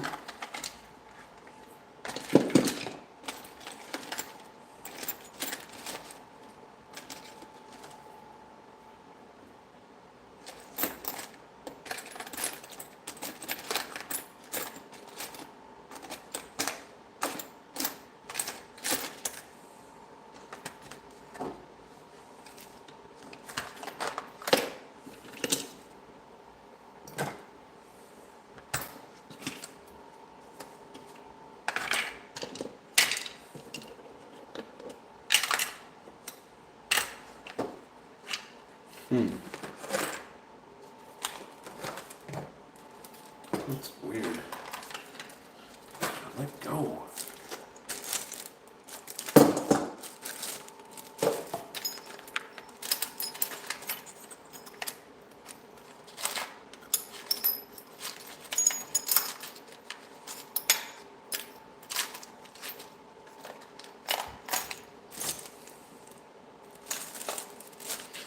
Yeah, something I want to do is to get the bearings for this ProTech. I think it's was it LS5 Euro or something like that. It's like a ProTech Novarossi.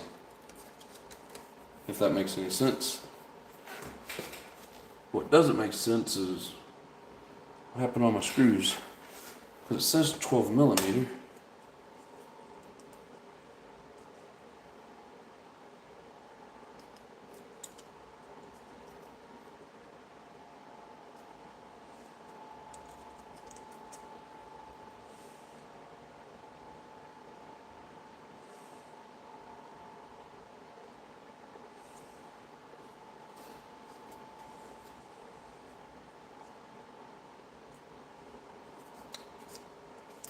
It's just crazy. I put all the screws out of this thing in there.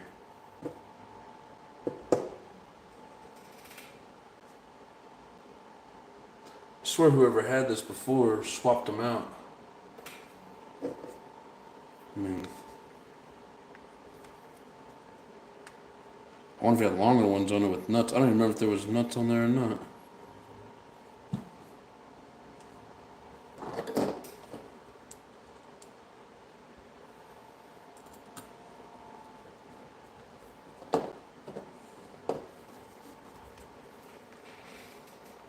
VX16 engine good, VX18 Pro 21. What's up, Travis? How you doing? There's John Bishop. What's going on? Just converted over from a pull start to a roto start. Hell yeah. Roto starts are nice.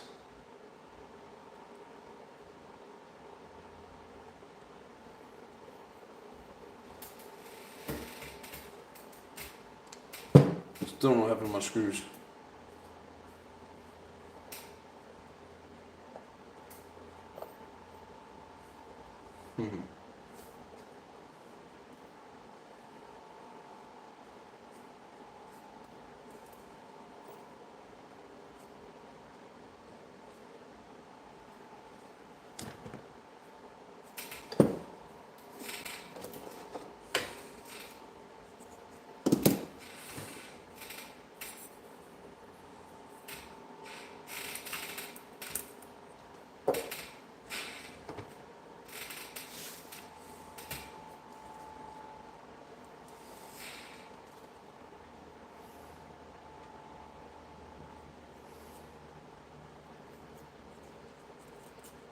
But it's always nice having a roto start over a pull start.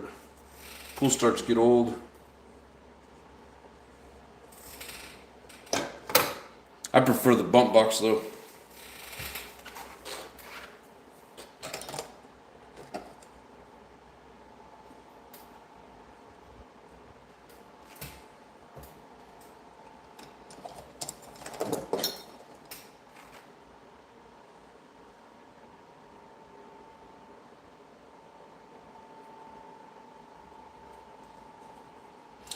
Those are not the same screws. What happened?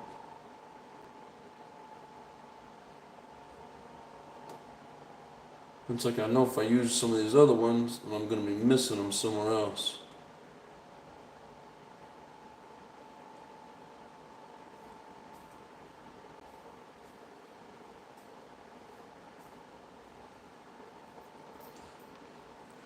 Yeah, I'm going to have to pick some up.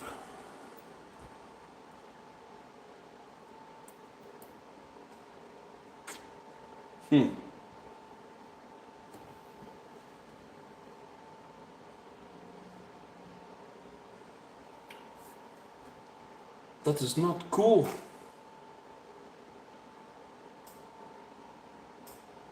Make sure I'm reading it right.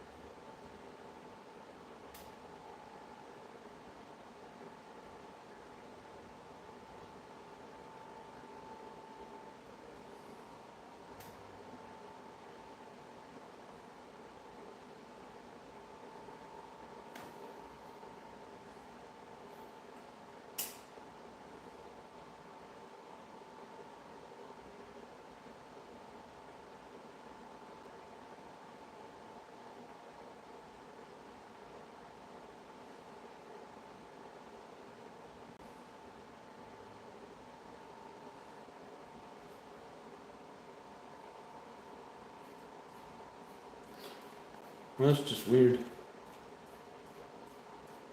Because it doesn't give me any other dimension on it, so it's like it's got to be the right one.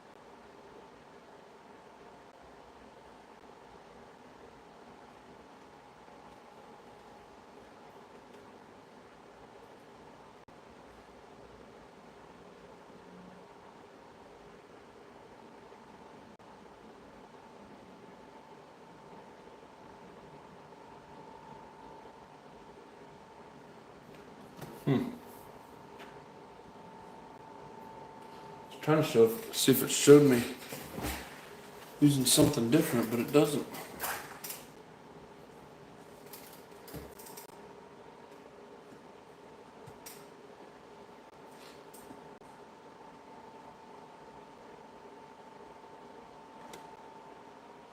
I feel like maybe they had these longer ones in there. Oops. I was putting the nut on it.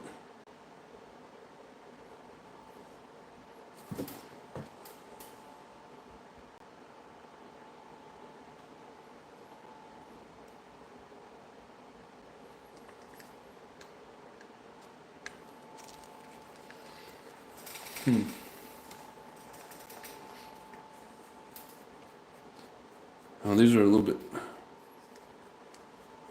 think these need to be a little bit longer because it doesn't recess down in there, so let's see if this sticks out. No, that's weird. I of course didn't pay attention, thinking that everything would match the print.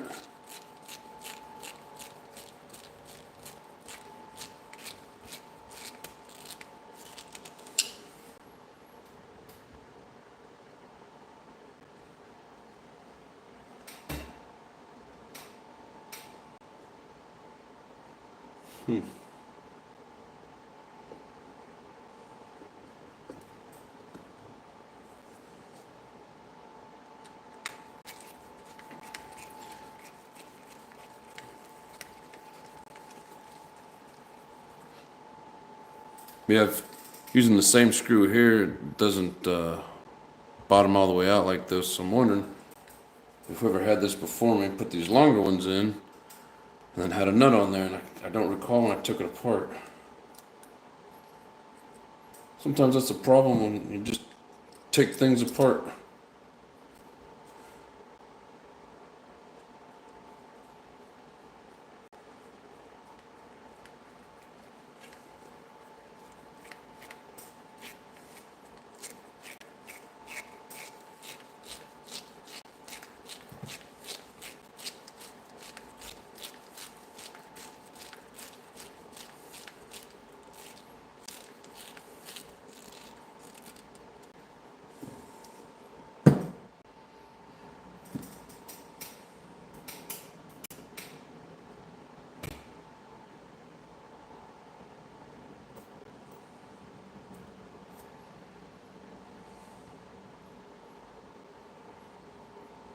Oh, and this one, it's got the recess. So like this screw would actually work.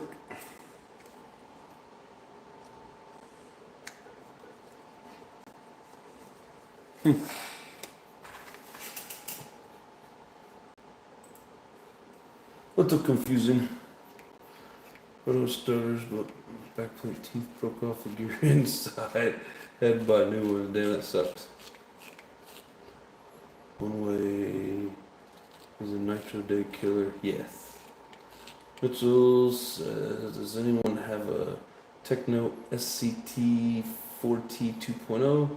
If so, what are your thoughts on it? I don't really have anything short course.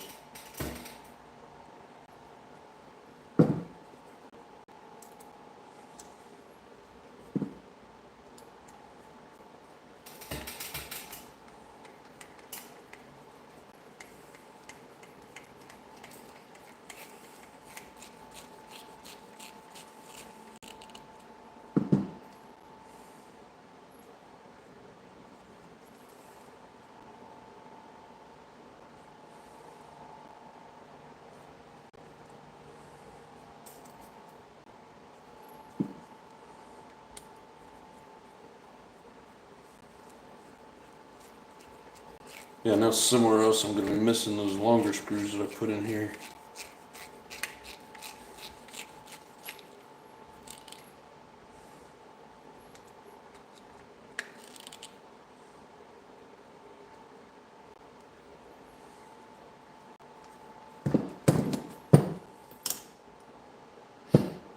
I think that's right. So that's the front. That's the rear. What's up, Travis? Says, are you having trouble putting my Mugen back together? Hey, quit crying on there, man. No, but following I got the diagram pulled up on the computer and trying to follow it. It looked like they were saying all these screws are one particular size, and I couldn't find enough of them, and I'm trying to figure out A, am I looking at it wrong? B, do whoever have it before me swap them out so we'd have longer screws like coming out here so we could put nuts on it, or what the deal is. But you know what?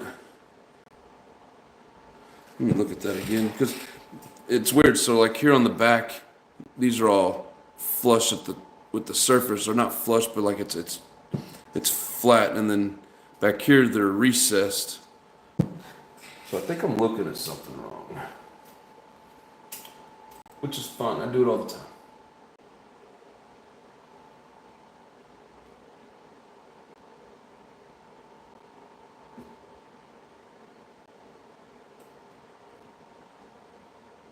But it's weird, like some of the screws, they give me the size, and some of them they don't. And it makes it look like they're all the same size. But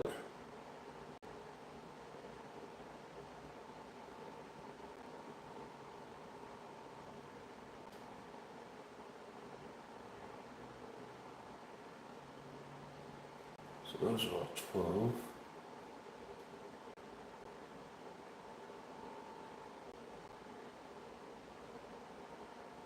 See, on one page they show, like for say the front, for instance, they show actually like all three of these different screws being a 12 millimeter.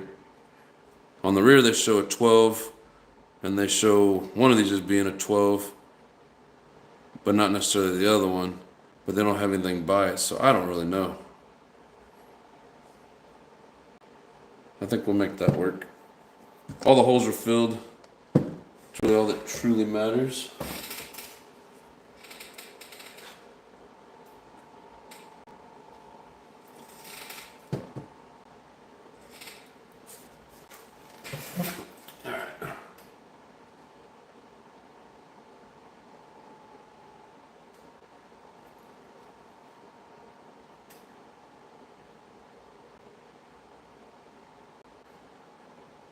I hate when they don't tell you the name of the block. Is it D block, C block? This is the rear. It's going to be the D block.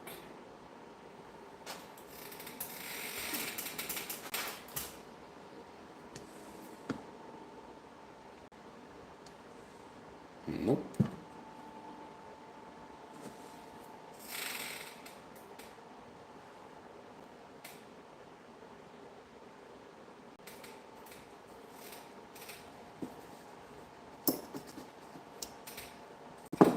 Gotta be.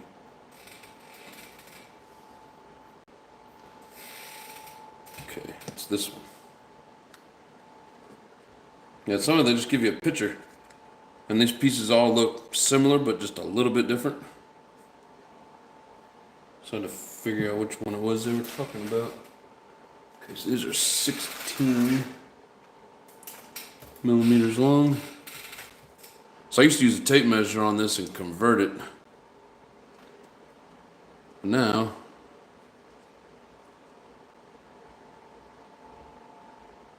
all right, so much easier to use that.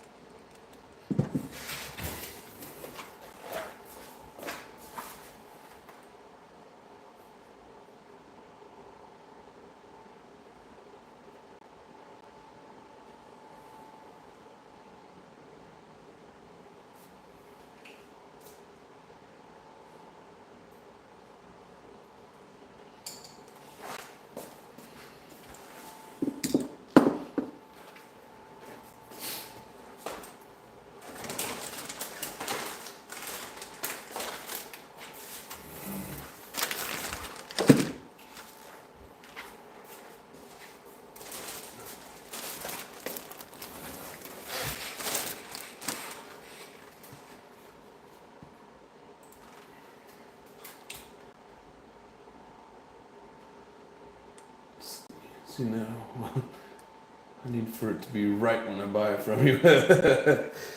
It will be right. Doesn't mean I'm ever gonna really sell it, but it'll be right.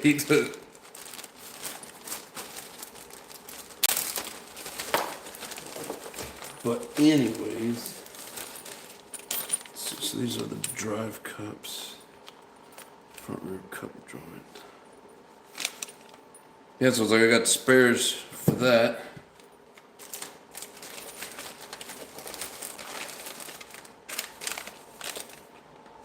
Anybody got an MX7 that they need spare parts for? I think Jay's got an MX7. MBX8.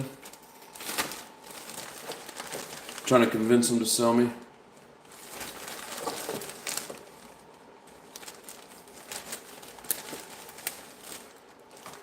So I feel you, Travis. I know exactly what you're going through.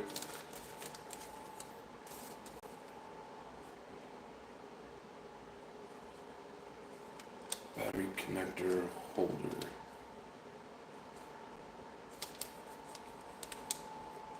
Huh. That must just be like some kind of not aftermarket, but just an extra piece that you put on there and then you slide the little connectors into here. It just helps lock it in.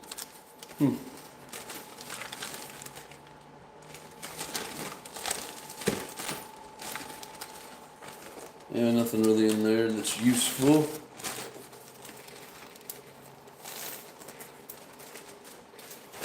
So anyways, so this is going to be the rear.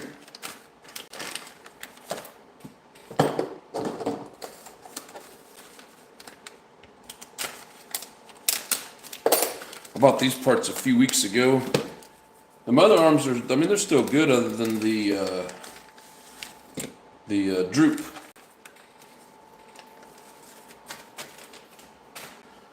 The droop holes are stripped out. What's all this extra crap on here?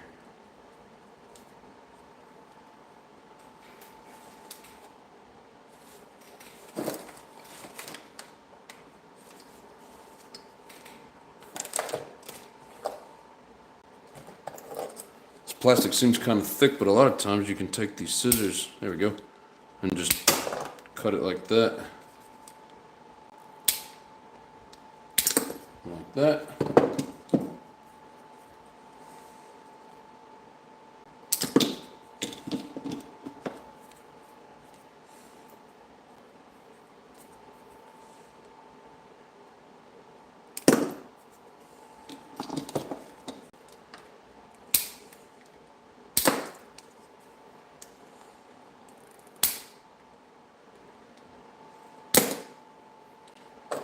I thought they had new screws in here with these, but I guess I thought wrong. So just the plates, you gotta reuse your old screws.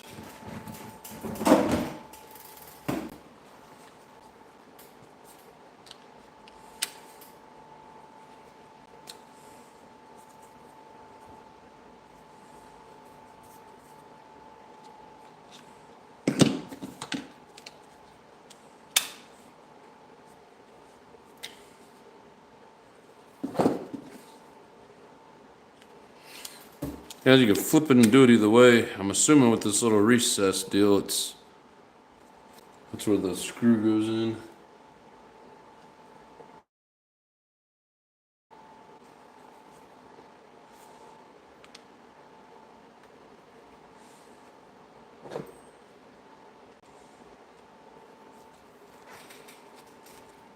Happy birthday, Travis! Woohoo! Today's my born day.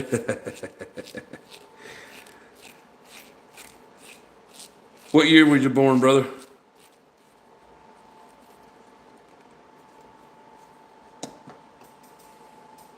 Don't worry, nobody's gonna think you're old.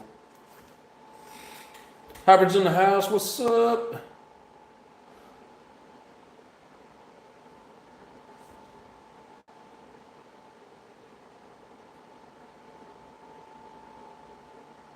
Damn, 1968, you are old. I'm just messing. Oh shit. I was waiting for you to put it out there just so I could do it too.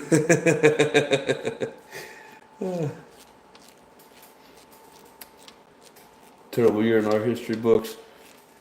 Yeah, we'll try to make things right now.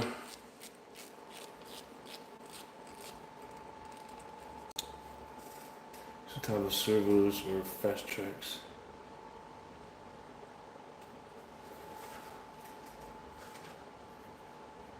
Fail safe. I don't like the old AM radios with the extra fail safe. I mean, if that's what you got and want to use, go for it. But I always try to use the like the newer updated stuff because there's too much interference on that older stuff unless you have like the really high dollar ones from back in the day. But I worry about runaways and stuff, so I'll spend a little extra money on my electronics if I need to. That's just me.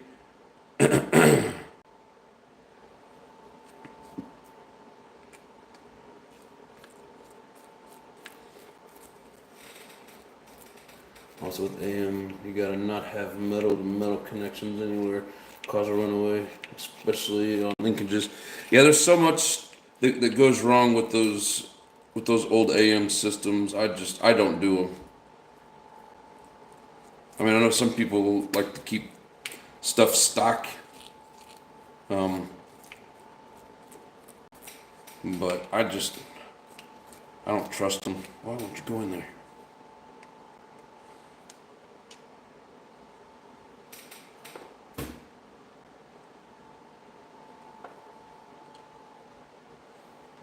Well, that's just me. Seem to be super impressive. Spine by 18 tooth. Let's see if I can get 70. Need to rerun 16 tooth buffer. Man, it's just crazy fast for a buggy. After your speed run, I'm not even gonna enter. I mean, yeah, like I'd have to change out the spur gear. I have a 16. I have a 17. But I would have to change out the spur gear, and I'm too busy racing. Or pretending to race.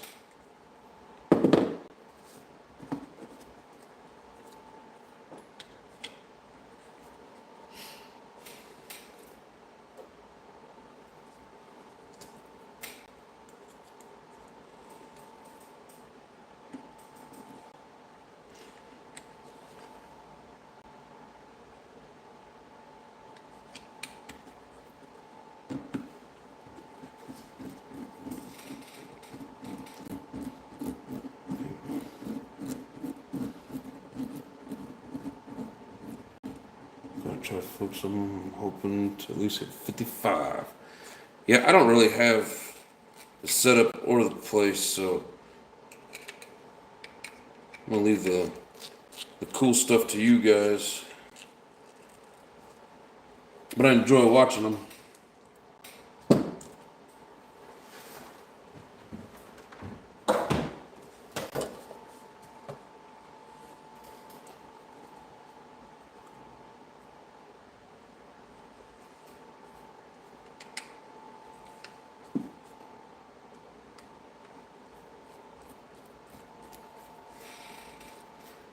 NITRO ADDICTION, better strap a GPS on that Mugen, get Arizona on the board. I don't really have the time or really a place to run it. I'd have to drive around and try to find a spot. I've just been so wrapped up in using all my free time to hit the track. I don't have much time left to get ready for the winter season that starts here, and I think it's like the end of September. I think there's like one race a month or something. But I gotta get ready for it.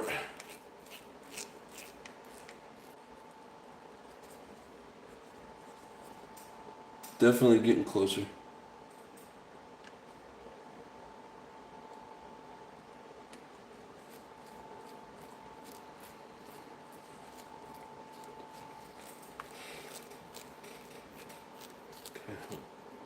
What good mix of transmitter, Dumbo or Skyfly Spectrum?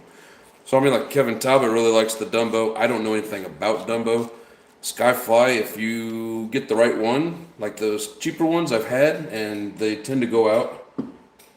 Spectrum is good, but then there's people that, you know, are against those as well. Everybody has their own preference. Right now I'm using the Futaba. I think mine's the 4 PMT or something like that. Can't remember exactly. Have to pull it out of the box, but I mean it's pricey, but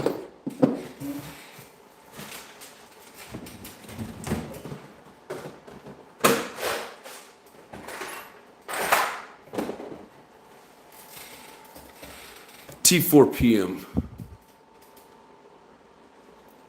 and you can use a Lifey battery in it. And we got oil all over it. But I like the fail safes on these. So you go into the fail safe, and you just come down here on your throttle, fail safe. And then when you go to that and you put the brakes on, and you push and hold that button, and then it sets it according, you know, for that model. Plus this one, like it'll read the voltage of the controller and the car. You know, you don't have to get anything too fancy, but I'm just that kind of person. I'll spend a little bit more on the electronics, kind of like an insurance policy, you know. I've had the radio link and the cheaper model of the Fly Sky, and I had troubles with both of them. I had runaways with both of them.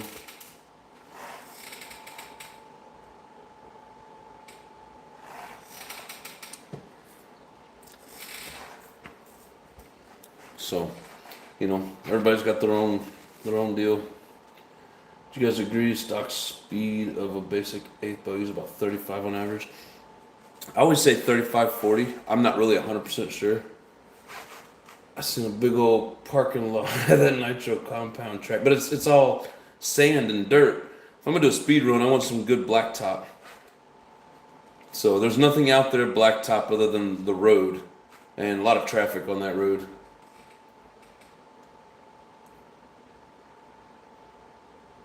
Find a spot too. It's not so flat up here. It's based on the average of 35 for an RTR buggy. You need double the RPM or double the gearing. Probably easier to get double the gearing. Can get a receiver for them.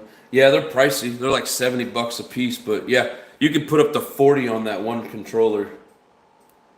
But I mean, $70 a piece. That's the only thing bad about it. You know, you're gonna pay for the good stuff like that.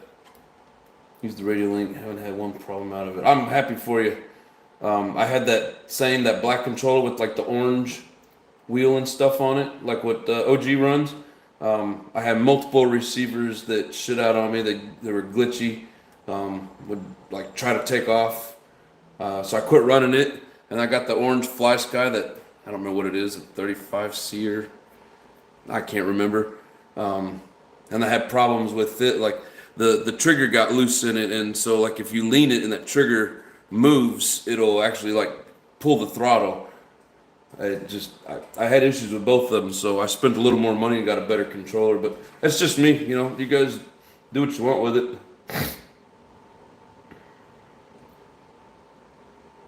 Definitely gearing and something that will pull about 40K, right? We get a high quality one after this one takes a crap. I mean, that's what I did too, you know. I went budget. I happen to be in a better position now than I used to be, so I'm able to do it. And I know not everybody can.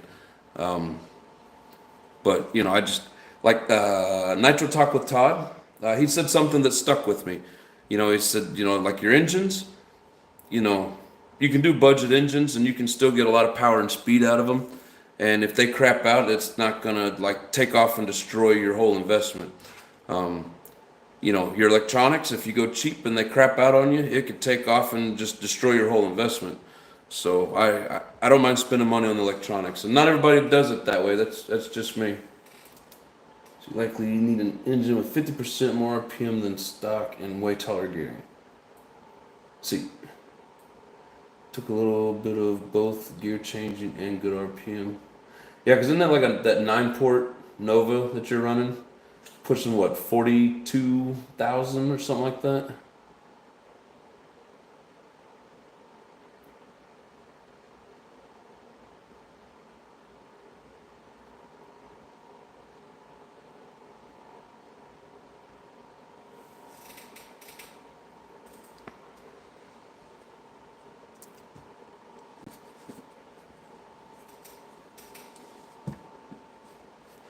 Alright. So now, is that it? Yeah. Get my, get all this crap off of here. Try putting some Teflon tape on here to see if it would catch a little bit, but it did not.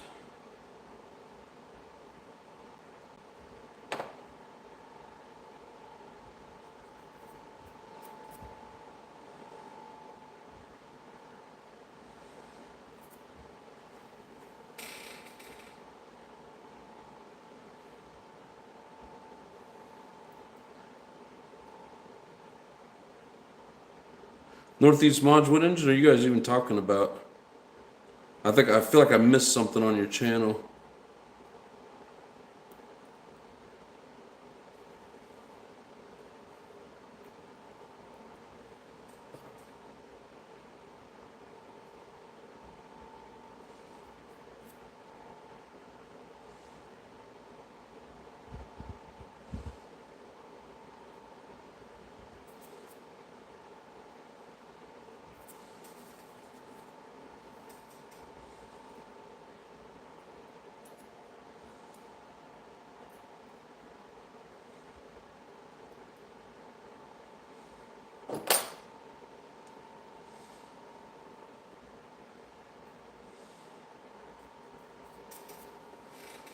See, my Underdog Project 21, there's a pic of it. I'll post on my channel. Okay, I'll have to check it out. I have old Ghoul or C GT3, can't find the receiver. Yeah, I think GT3 is, if you're talking about that orange, or unless you're saying actual Ghoul. The only Ghoul RC I've ever had or heard of was the like old electric motor. I actually put one in a 2-wheel drive. What's the name of that truck? I got a video of it from years back. I have to look at it. I can't remember the name of it.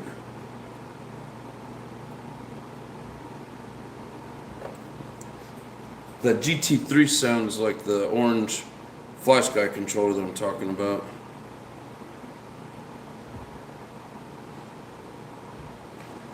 Well, I even did a video on both those controllers years back. Just, called like budget controllers. I think it was when I was going from the Radio Link to the GT3 or whatever that Fly Sky is.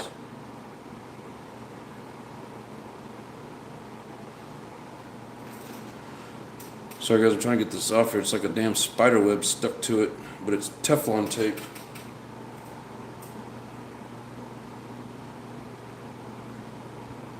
Teflon tape does not really renew the plastic.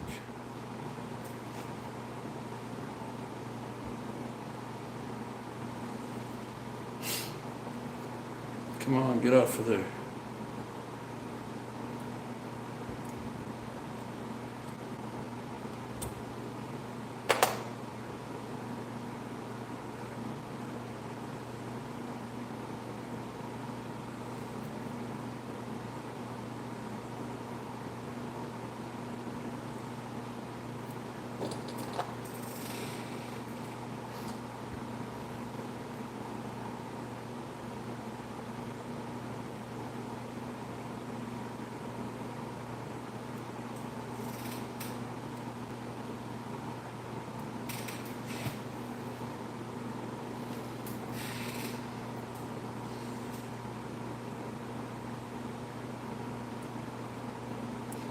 Guys, if you haven't hit that like button and you're enjoying the show, please hit that like button for me.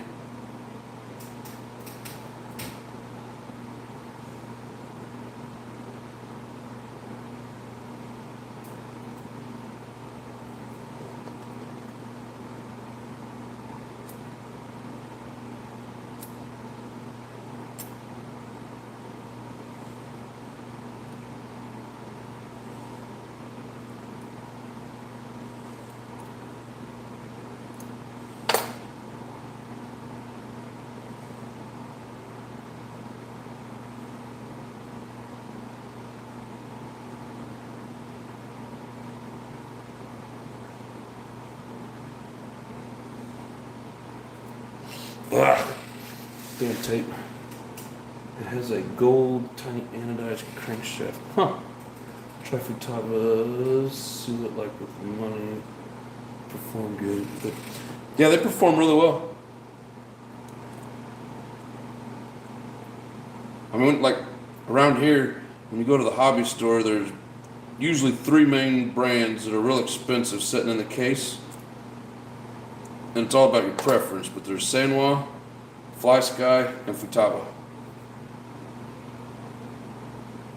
And the one I've got is kind of like the middle of the road.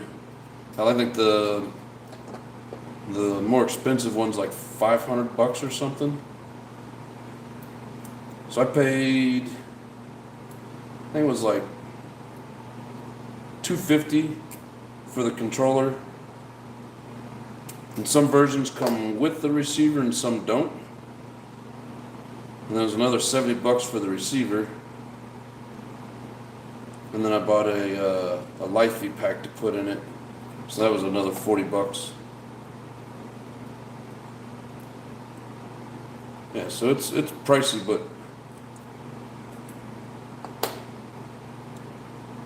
I've had a couple of runaways and I don't like them.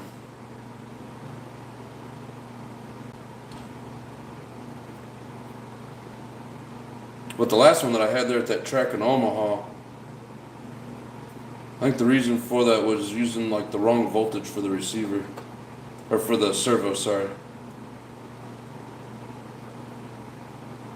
I think that's where I messed up.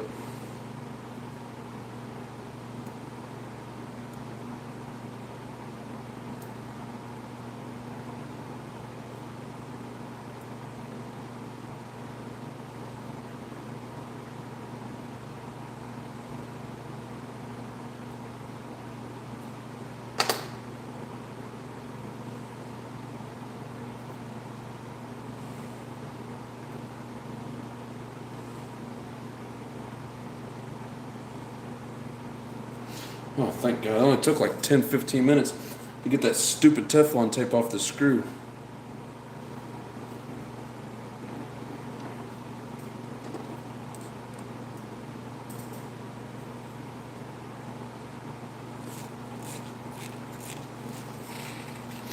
Fly Sky Ireland, what's going on? How you doing, brother? And some of the receivers of Futaba you can't use with nitro, so check before you buy. Oh yeah, good point, Travis. So yeah, for the electric, they're using a receiver that does not have an antenna attached to it. So yes, good point, and thank you. You must make sure you have the right one. Good call, Travis. You cleaning or repairing? A little bit of both. So really needed to clean it really bad. Replacing the arms because the droop screws were stripped and it wouldn't keep the droop. So replacing both front and rear. Gave the whole thing a bath. I changed the diff fluid. I'm gonna try 15 in the front, 10 in the center, and what was it? 7 in the rear. Yeah, 15, 10, 7. Being that it's really hot and like a loose track, some of the guys out there said that it was working for them, so I'm going to give it a shot. And we shall see. You know, if the 15's a little too much, I may even try dropping down to like a 12 and a half.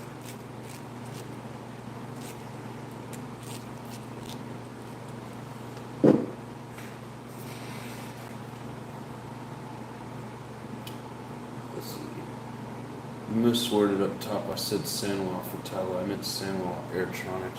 Are you saying they're the same? I don't know anything about it, but I do know like Sanwa is one of those top of the line, high dollar transmitters that everybody's using. But yeah, Fly High says all good. C183, 74 pounds with receiver. Of the same Futaba that I've got. I mean, it could be a great deal. Just be careful, you know, you want to make sure you don't get one that somebody's like, that they've done something to it, you know what I mean? You gotta be careful buying some of that stuff used. See, loose dirt, 15, 7, or 9. Yeah, I use Sandwall MT5, never had a problem. Yeah, Sandwall's good. Nothing wrong with Sandwall at all. Used to be Airtron. I got you. Yeah, the Sandwalls, I've heard nothing but good things about them, and as pricey as they are, you know, they better be good. All right, so there's our front arms. We're just kind of jumping all over the place here. I'm just throwing screws in and getting things ready, so no particular order.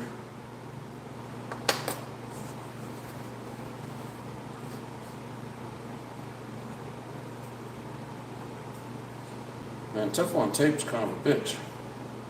Get off of there.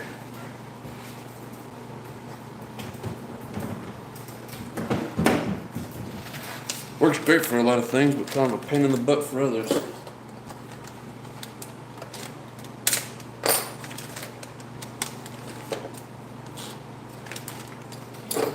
Hell yeah, I don't know if we've ever had two people from across the pond on here at the same time, so welcome from around the world.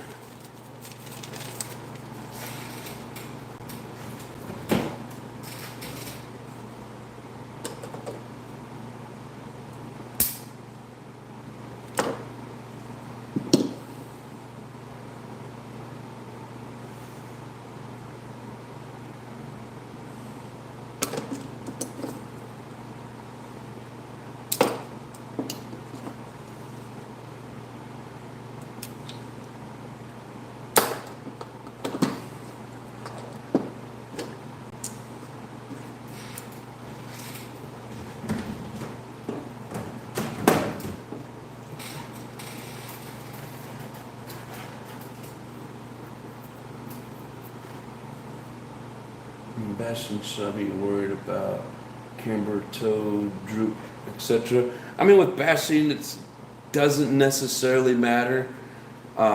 So all that stuff you just mentioned, like your camber, your droop, your toe, it's all about making sure that your buggy's tracking straight, or different camber, toe, droop for different types of track, for more grip in and out of turns, stuff like that. So for bashing, not so much. Yeah, alignment pretty much, yes. 3:20 a.m. says Fly High. Did you say you'd like an overnight security guard or something? I mean, it makes sense as to why you're up at 3:20 a.m. It's 7:20 here, so you are, what is that, 8 hours ahead of us? So pretty natural for bashing. Yeah, I mean, like for bashing, if you want to turn the wheels in on the rear, turn it in a little bit, just for helping it track straight. Even then, some people turn the front ones out just a hair. You know, it helps with tracking, but it's really mostly just for racing.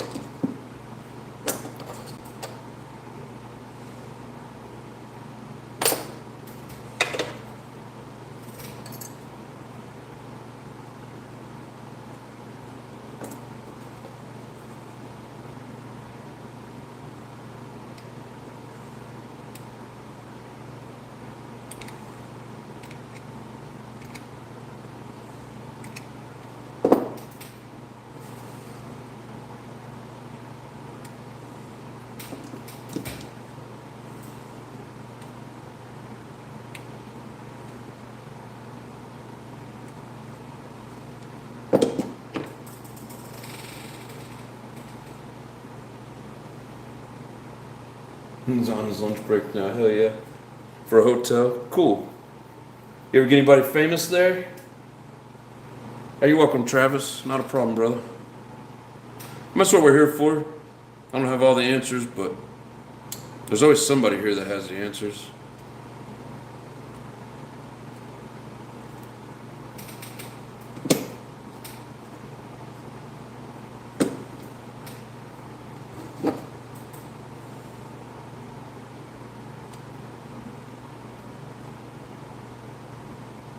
The only reason I asked that fly high is because it doesn't seem to me like too many hotels really have like security unless you're like a five-star hotel or something, if that makes sense.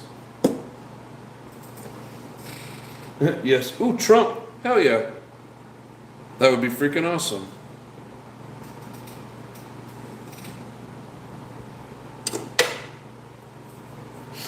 I watched him land down in Goodyear 5 years ago when he was doing a rally. Goodyear's like a little suburb of Phoenix. Hilton Hotel. Nice. Yeah, I didn't get to see him. I just saw Air Force One landing when they were doing the rally. So with RX 391W, da da da. It's good. Yeah, I don't know anything about San Juan. I just know that they're good radios. But a lot of that stuff you can Google, and then there's forums where people talk about different setups and stuff. I couldn't say for sure.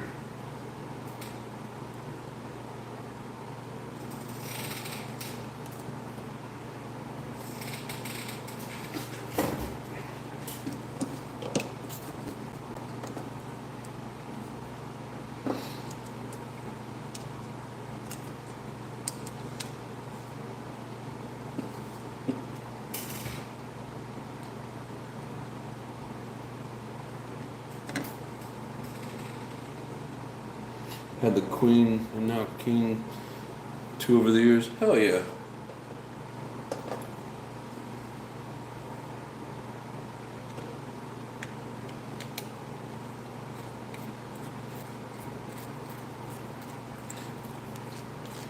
And you are in Ireland, correct? Or is that just part of your name?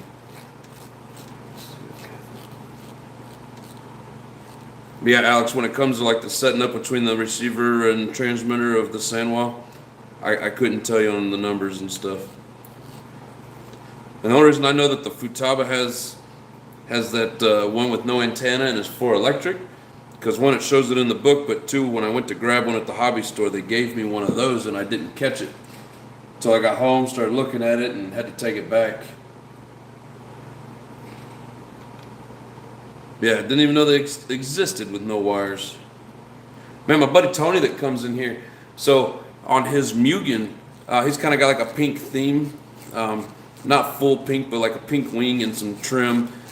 And then like some of the screws and stuff. But I didn't know that they made this, but like where the antenna comes out, he's got a little, like a LED, a pink LED that feeds down through the antenna, plugs into your receiver. And I was like, oh, dude, that's cool. Like, I didn't know they made that kind of stuff. Pretty neat. Some shiny bling for his truggy.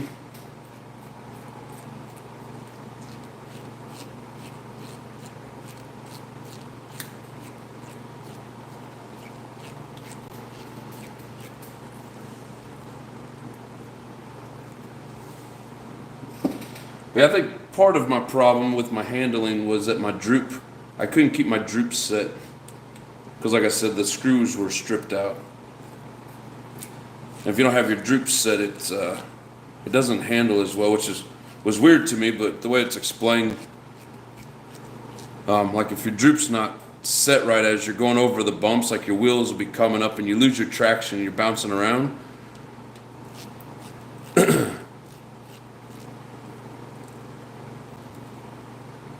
And there may be more to it than that. That's just what somebody was explaining to me, that if they're not set evenly, like you'll get more lean when you come up and one tire's down, touching the ground, the other one's not. It'll kick you back and forth.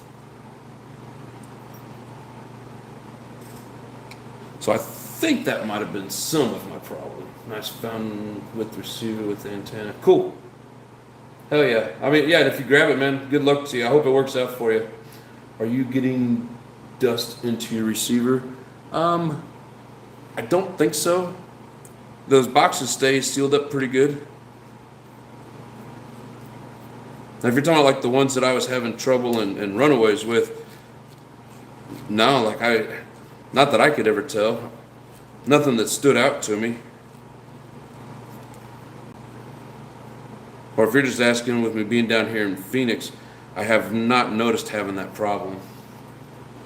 Droop gauge will solve that. Yes, Travis, but like I said, the hole that the droop screw goes in, so if the threads are stripped out and like with the hits, it just pushes that screw through and then you've got like maximum droop. You know, you don't have that droop setting. And especially if it's just one side. So then, you know, if one side's stripped and say the other one's not, then, you know, your droop is set funky. I don't know if you guys can really see that, but one side will be hanging down further than the other, right? So yes, a droop tool gauge will help with that if your screws aren't stripped and you can maintain that droop, which I wasn't able to maintain the droop. Boogie done. I gotta pull down the Sen CATR 5.0 and get the freaking finish nice. What wing did you end up getting for your buggy back when you were looking? Trying to think when I was looking. So I mean, recently those ProTech wings, like what you and Offnaguy won, which I've got your stuff ready to go. Make sure you send me your address in Messenger. But here, I'll show you. And this is the same wing that you guys are both getting. This is what ProTech PTK, like 1716 or 7116 or something. So it's like a big, tall wing, and then like it has this grid back here. You can set this up to where it's further, you know, further to the rear, more to the front. And by listening to Adam Drake with that, you know, further back means you get more downforce, more bite in the back, more up towards the front. It's something about like in the corners. I can't remember exactly what he said, but so you can set your distance. And then I just used my body reamer to do all these holes. And these back here have little dimples to kind of give you a starting point. So this is pretty much what everybody's using now. This, or even like the white one that I have, that actually the sides drop down a little bit. But that's the older one. This is the newer one. But yeah, PTK 1761 or 7116.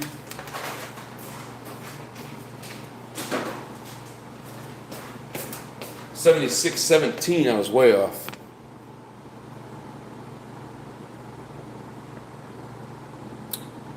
And then it even comes with these stickers. Just, I guess, to put on the side, like if you want to write your number on there, like, you know, in a race or whatever. Or people, I guess, are putting that and then another sticker on top of it. Or a lot of them are making like those nitro compound stickers that fit these and, you know, to put on there.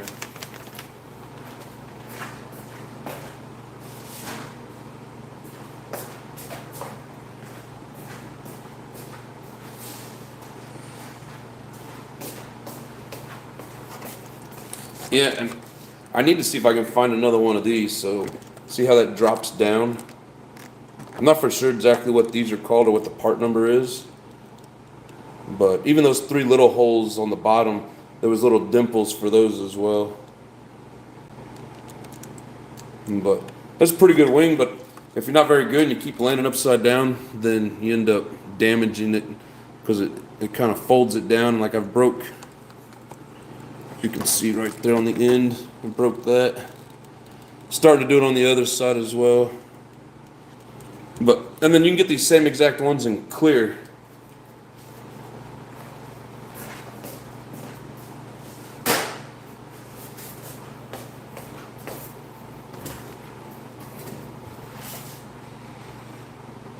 And if you're asking, oh, okay, when I went to paint it, yeah.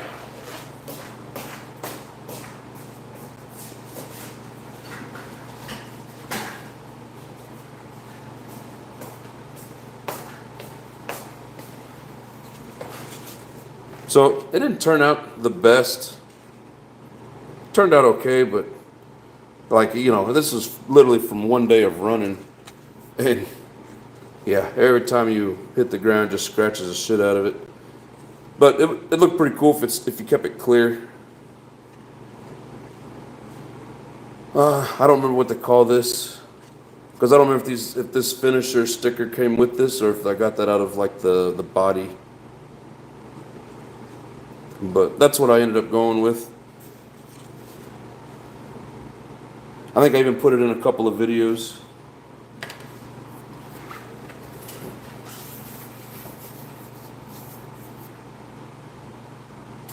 Oh, I see now. I never seen anybody put it that way. Oh, I see. Put super glue on your threads. Oh, for the droop. I mean, yeah, but I didn't want it to be stuck in there forever. You know, you gotta adjust it every so often. Unless you're saying like you put that in there and then it'll just chew through it and you can turn it. But yeah, it needed new arms anyways. Oh shucks, I thought we won some stickers. I had no clue we won a whole wing. Oh yeah, I told you it was a wing and stickers. I mean, I guess, you know, maybe just didn't hear or whatever, but hell yeah, brother. Yeah, that just like that wing I showed you with the stickers on the end. You know, you're getting that whole deal. So, but I'm definitely gonna get some more stickers and do some more giveaways. Maybe the wings too. But yeah, definitely more stickers.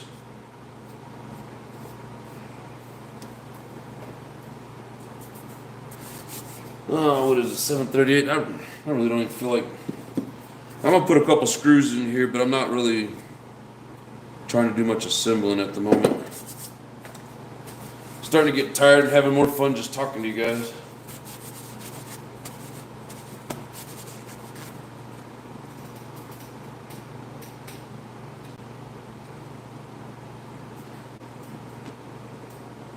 But I am getting excited I get to fly home.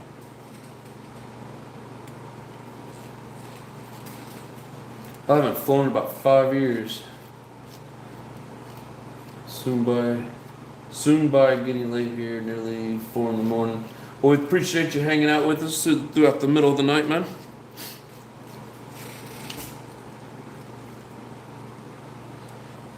Everybody that's across the pond, we appreciate you hanging out with us. I know it's getting late over there.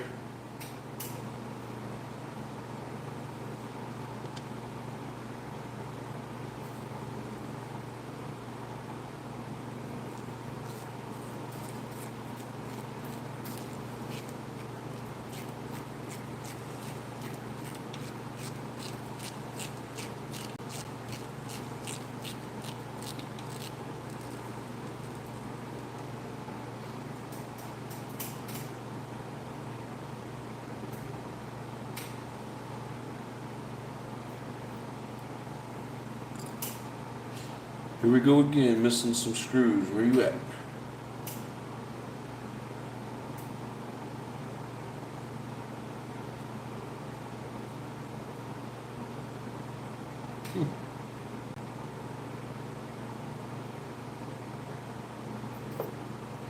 I know we didn't make it all the way down to the last 3 to not have them. What the hell? I swear somebody's been coming in here eating my screws.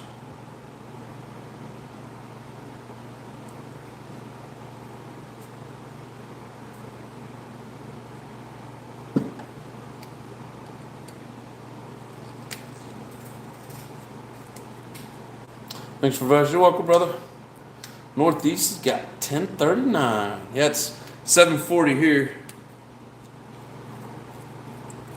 So when everybody changes time, Phoenix is on Pacific time, same as California. And then when time goes back to normal, Phoenix is on Mountain time. So in between California and Central time.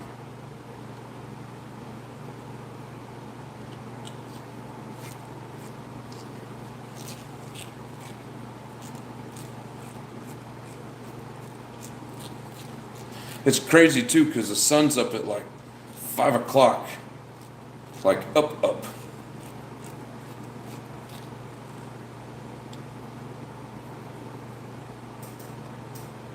I don't know that I've ever seen the sun up at 5 o'clock anywhere. Got the right screw.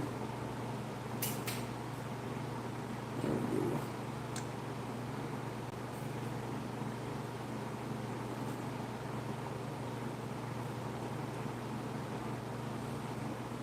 That ain't it.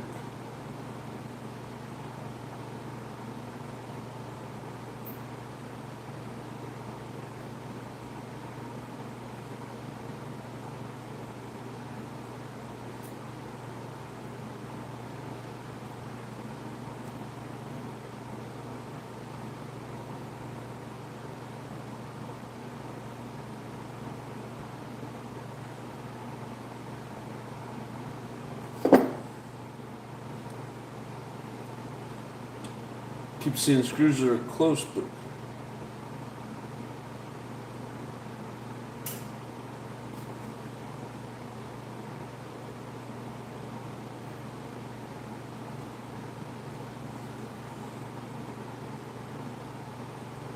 I guess it's this one, but this one looks like it's had Loctite on it.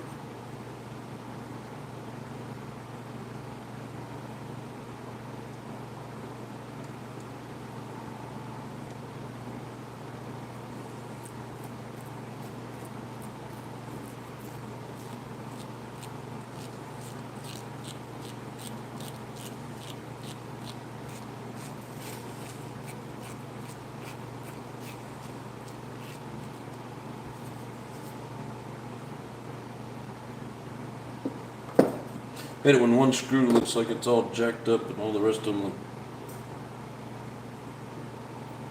look new.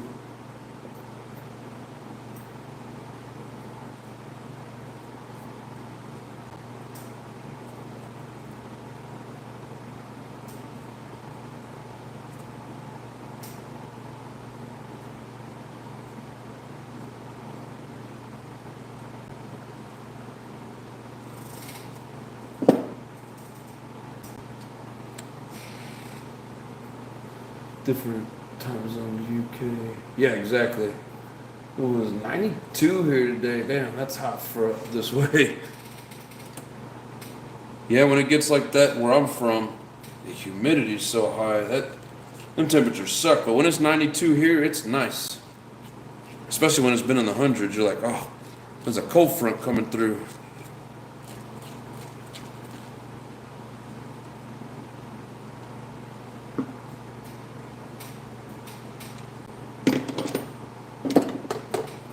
Where's that?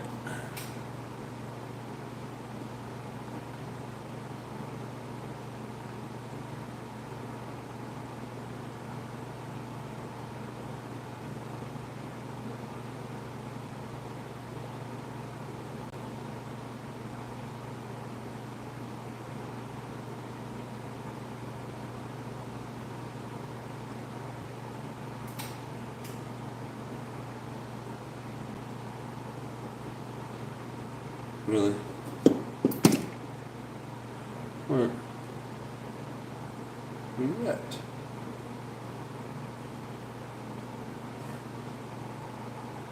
Sucks hunting for the screws.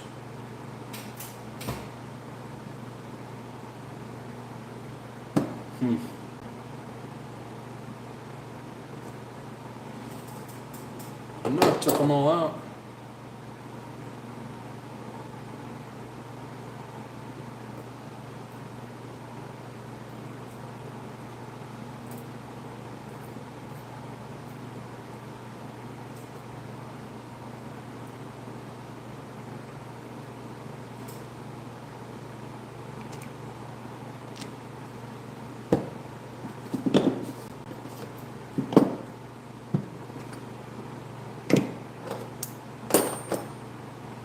What the hell?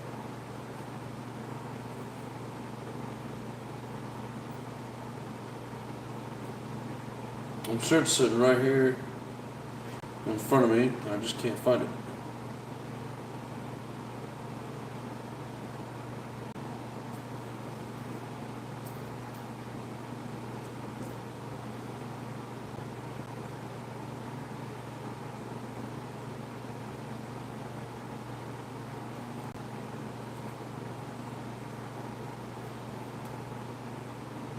Like, legitimately, it's not where it's supposed to be.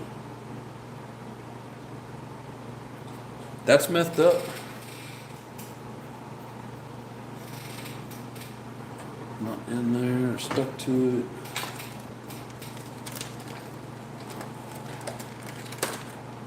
Thought I got all the screws into that magnetic container.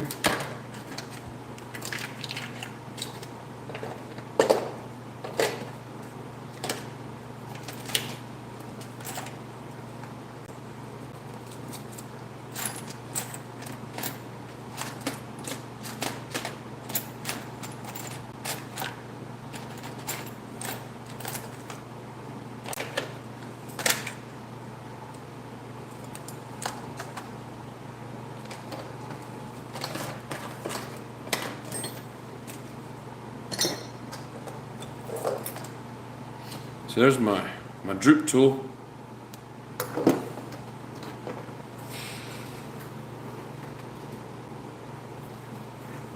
Just finished painting my new body, flip-flop paint scheme. Hell yeah.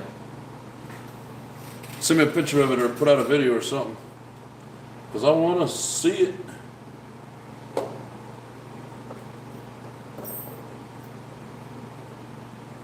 What the hell? Literally, all the screws went into that same container.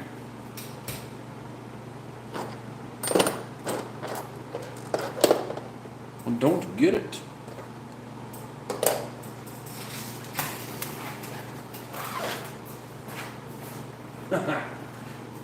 What a moron.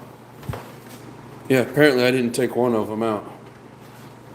Thought something seemed odd. Went to tomorrow to tint my windows. Did you get you some of that smoke? Did you see how my buggy turned out? Were you on here last night? I don't remember if you came in or not.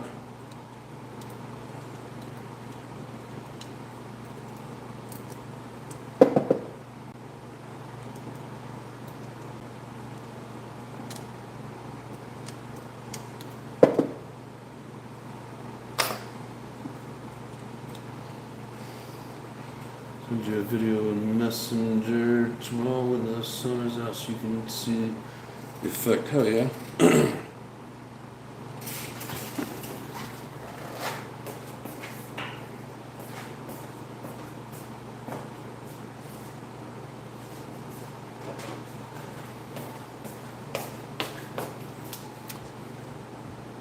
There's how mine turned out. Wish I'd have done something a little different with the orange to pink. It's hard to see, but it's not bad. It's nice and loud with some faded white to pink stripes in the front.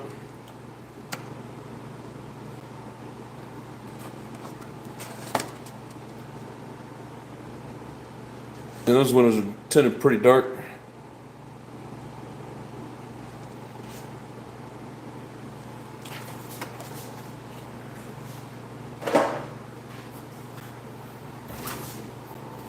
Colors pop. Yeah, it's not too bad.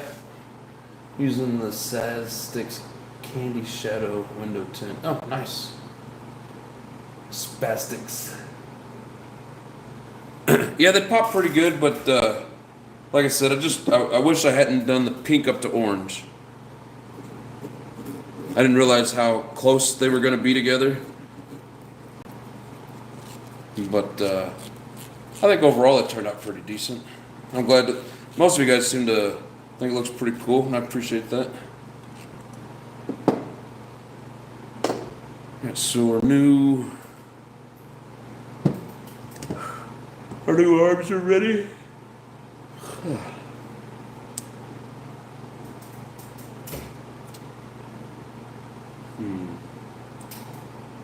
Which screws is it?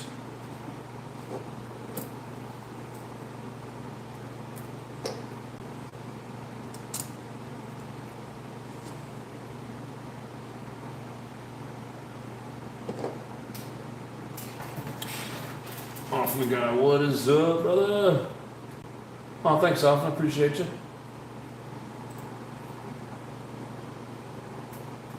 4x12.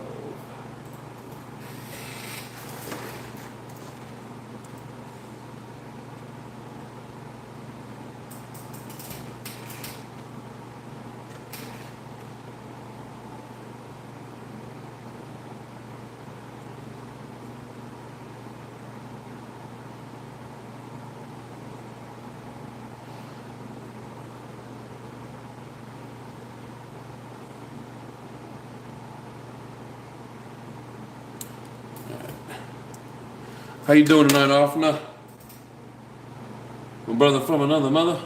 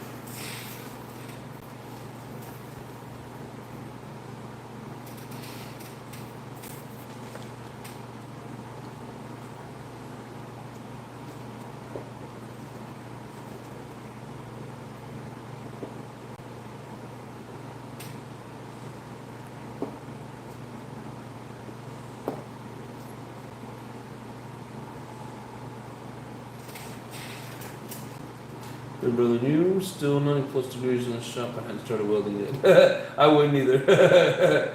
But no, I'm doing pretty good, my friend. Pretty good.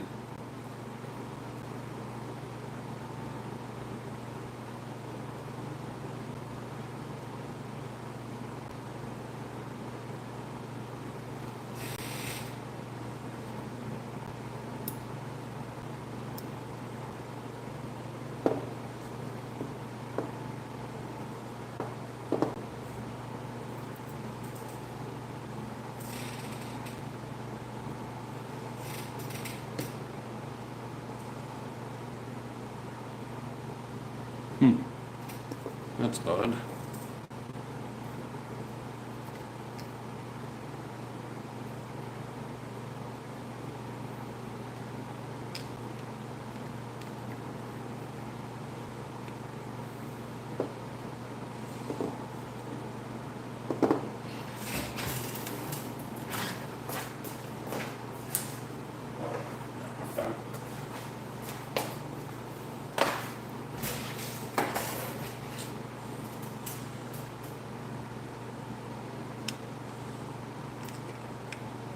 Man, that's some thick, chunky aluminum there.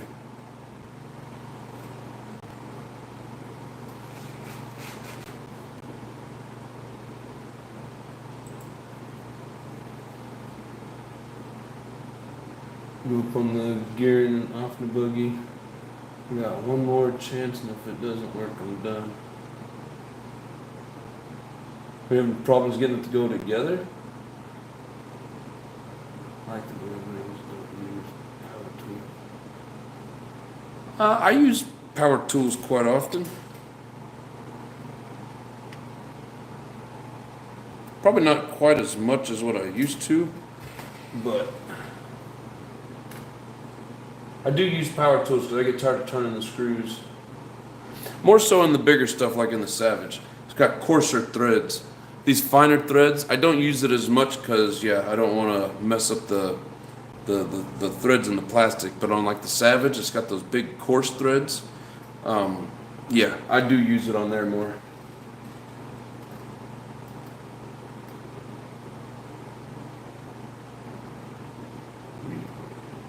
Yeah, 16 belt kicked me in the nuts, but I refuse a 15 two-spur. RC, unless you build all the time. Seems like overkill, but it is necessary if you build a lot safe, not your risk. Yeah, and so like I don't know, like within the last year, did a lot of savage rebuilds. Definitely use it for that. If I'm doing this here constantly, I've used a drill enough throughout my career that I can maintain the trigger on it. I have good trigger control, throttle control.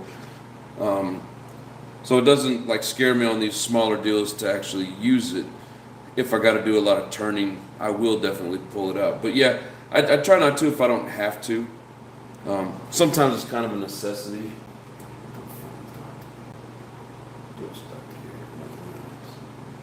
Yeah, I don't have anything off now. So I don't know you're paying 3x16. So which ones are the 16s?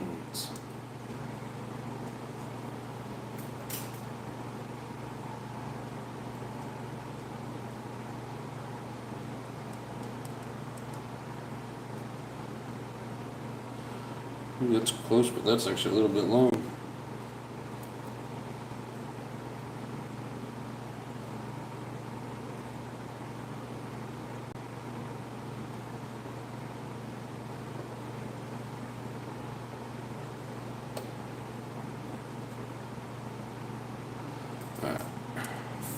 Found it.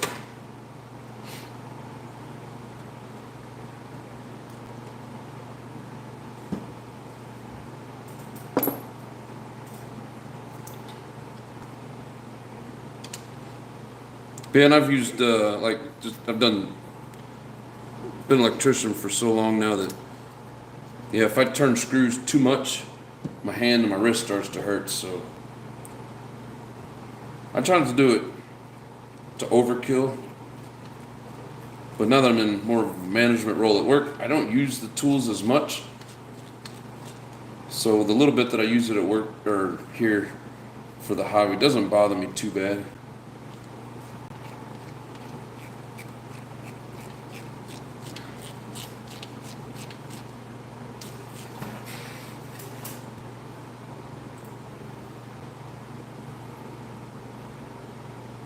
Says 50 on the box, but oh bullshit, bullshit.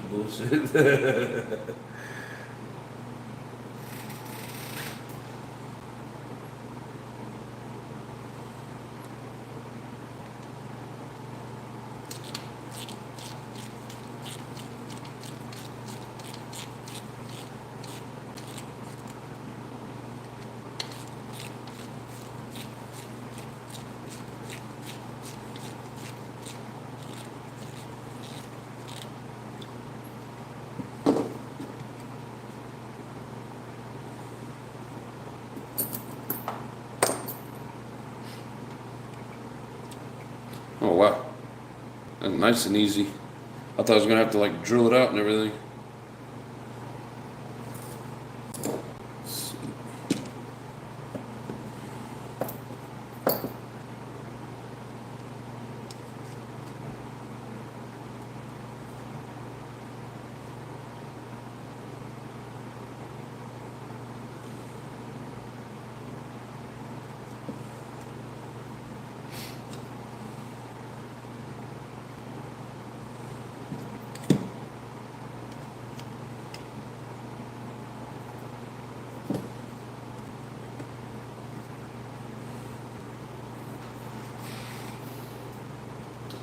Often buckets would do 40, 50 out of the box.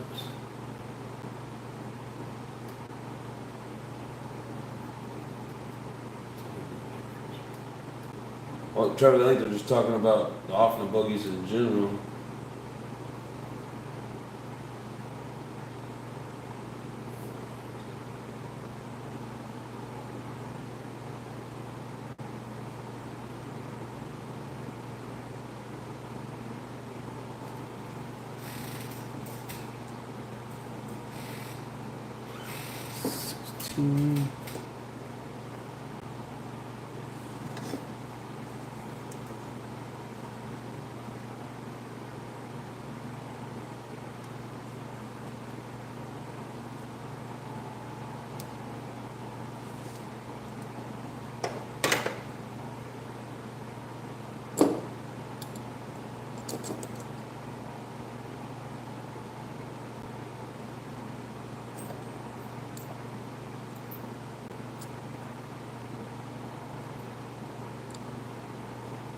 That does seem like a really tall spur gear.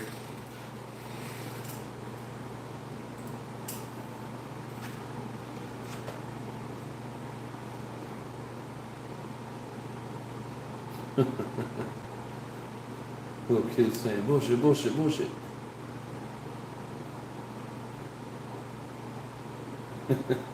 JW's back. What is up, brother?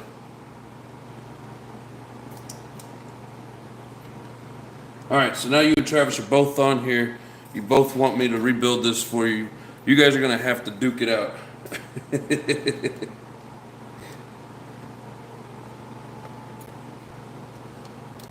When I Travis earlier, JW said he'd race you for it.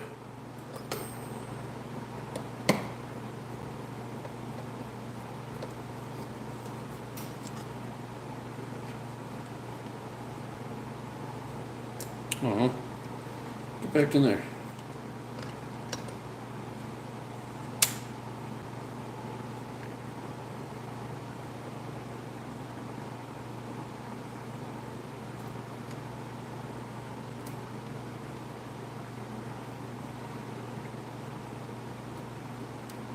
The hell?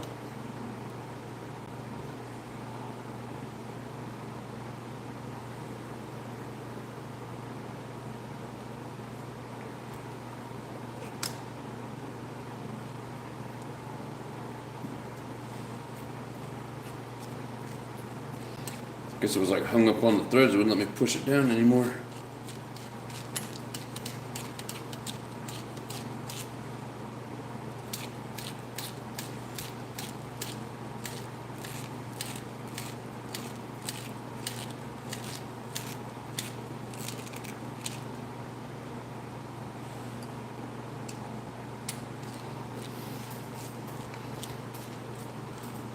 Have a new 1/8 scale on-road GT car too. Did y'all see Serpent is coming out with a new buggy? They pretty much all are, it seems like. But no, I did not, but that's cool. Serpent's a good brand.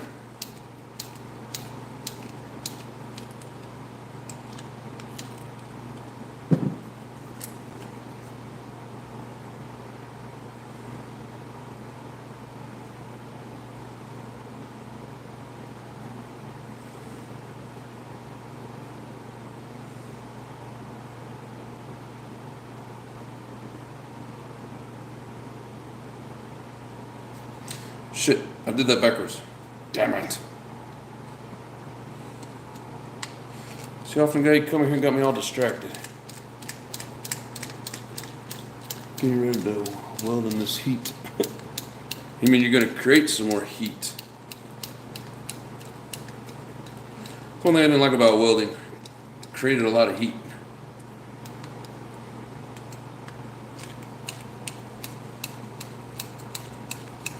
Oh, I'm ready to pull out the drill. This sucks.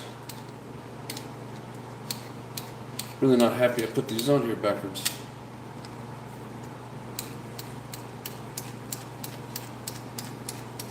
I just saw where it said left side and I held the diff backwards.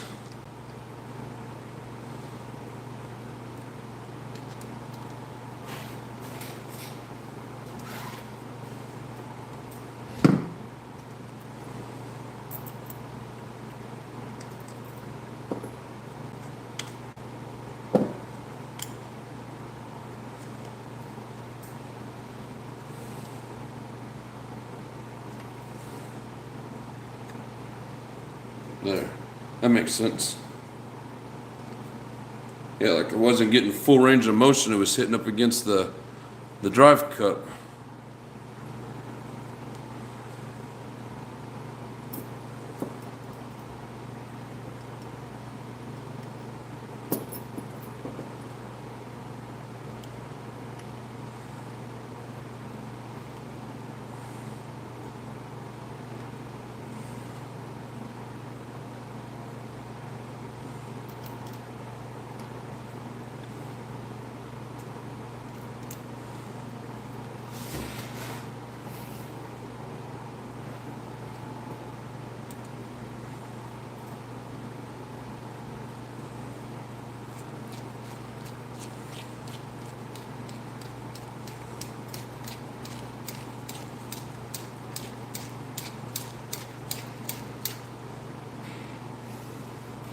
Yep, well, there's a buggy coming. No, that's cool. Is it the kit form?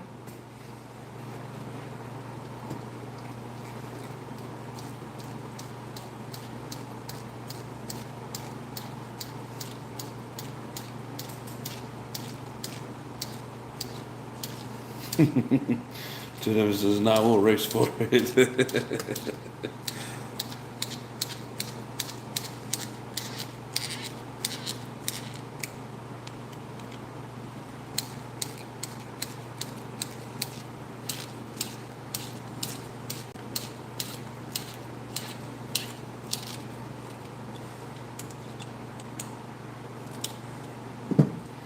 There, that makes more sense. Shocks are on the front side, so yeah, set it just like that. All right. I was like, what in the world is going on? Time is 8:07.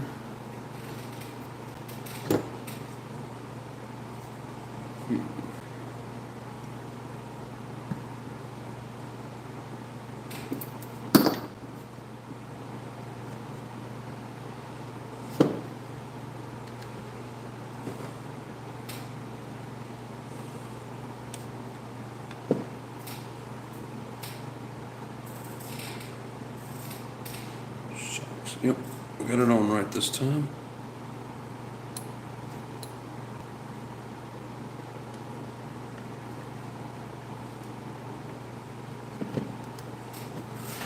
What screws are calling for? You'll do a 50-yard dash down the hill on the highway barefoot. No, that would suck. I don't advise anybody to do that.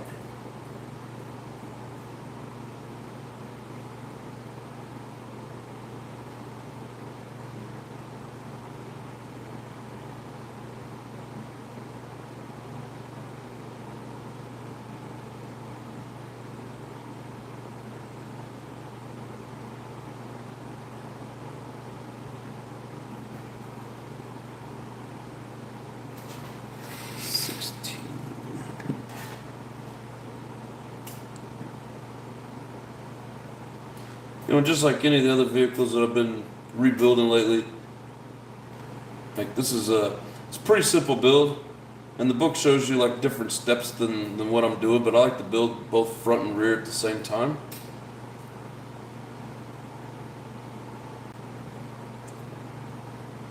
That way if I find out I put something in backwards or the wrong one, wrong side, whatever, I can fix it right then and not after I've got the car halfway together.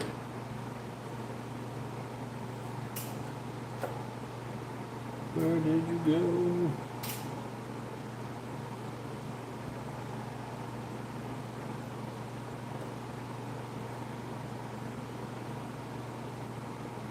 I think that's long enough.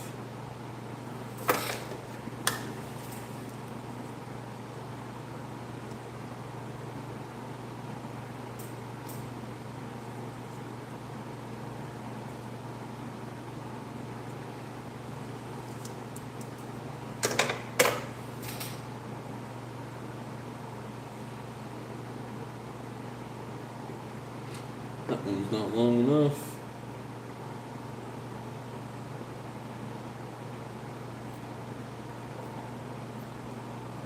What the hell? And again, this is like I was saying earlier.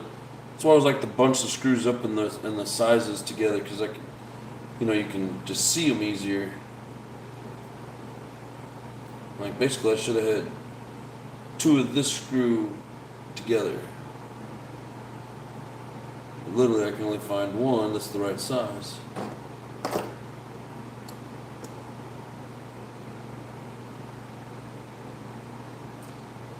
Come on, you gotta be right here in front of me somewhere.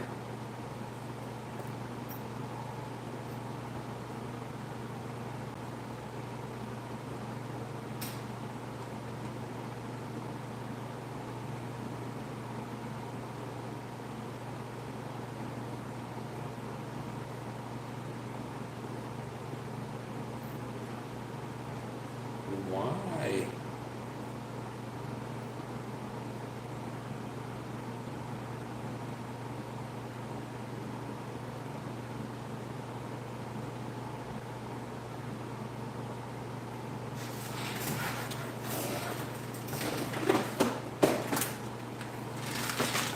Wants me to see, dig a new one up I don't even have.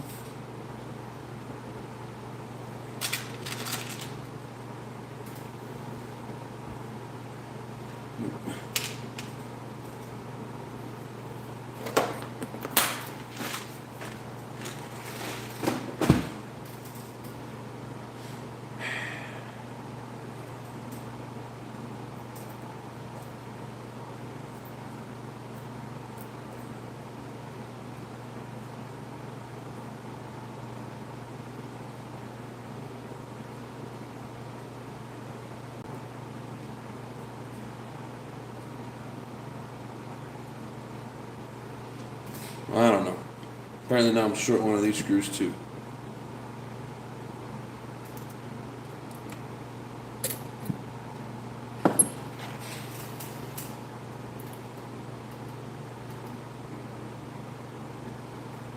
It's a 16.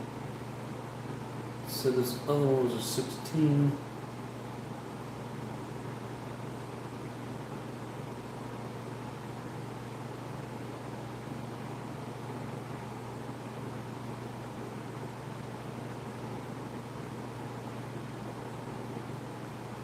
Hell, I don't know. Apparently I'm losing screws somewhere.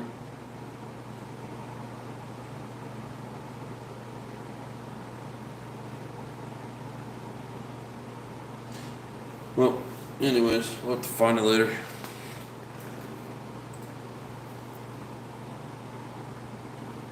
There was a kid thumping my toe on the highway. Ooh, stop it. This is dude on Fat and 54. I might be able to roll down the hill.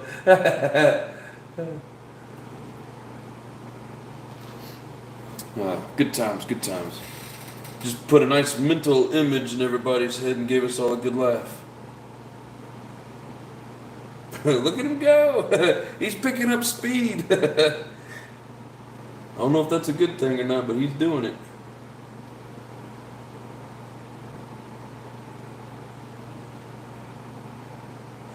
Well, I can't find this stupid screw. It's not like I took it and used it somewhere else. So I don't know. It's really irritating me though.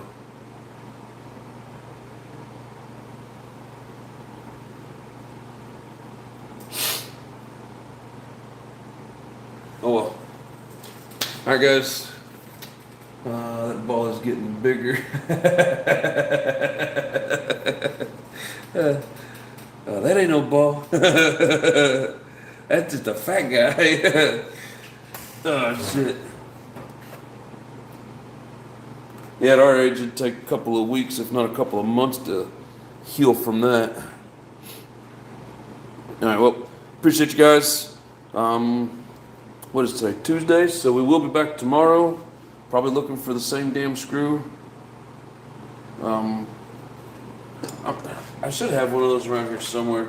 We'll find it, whatever, but it's getting late for me, so we must have collected trash. Ah, shit.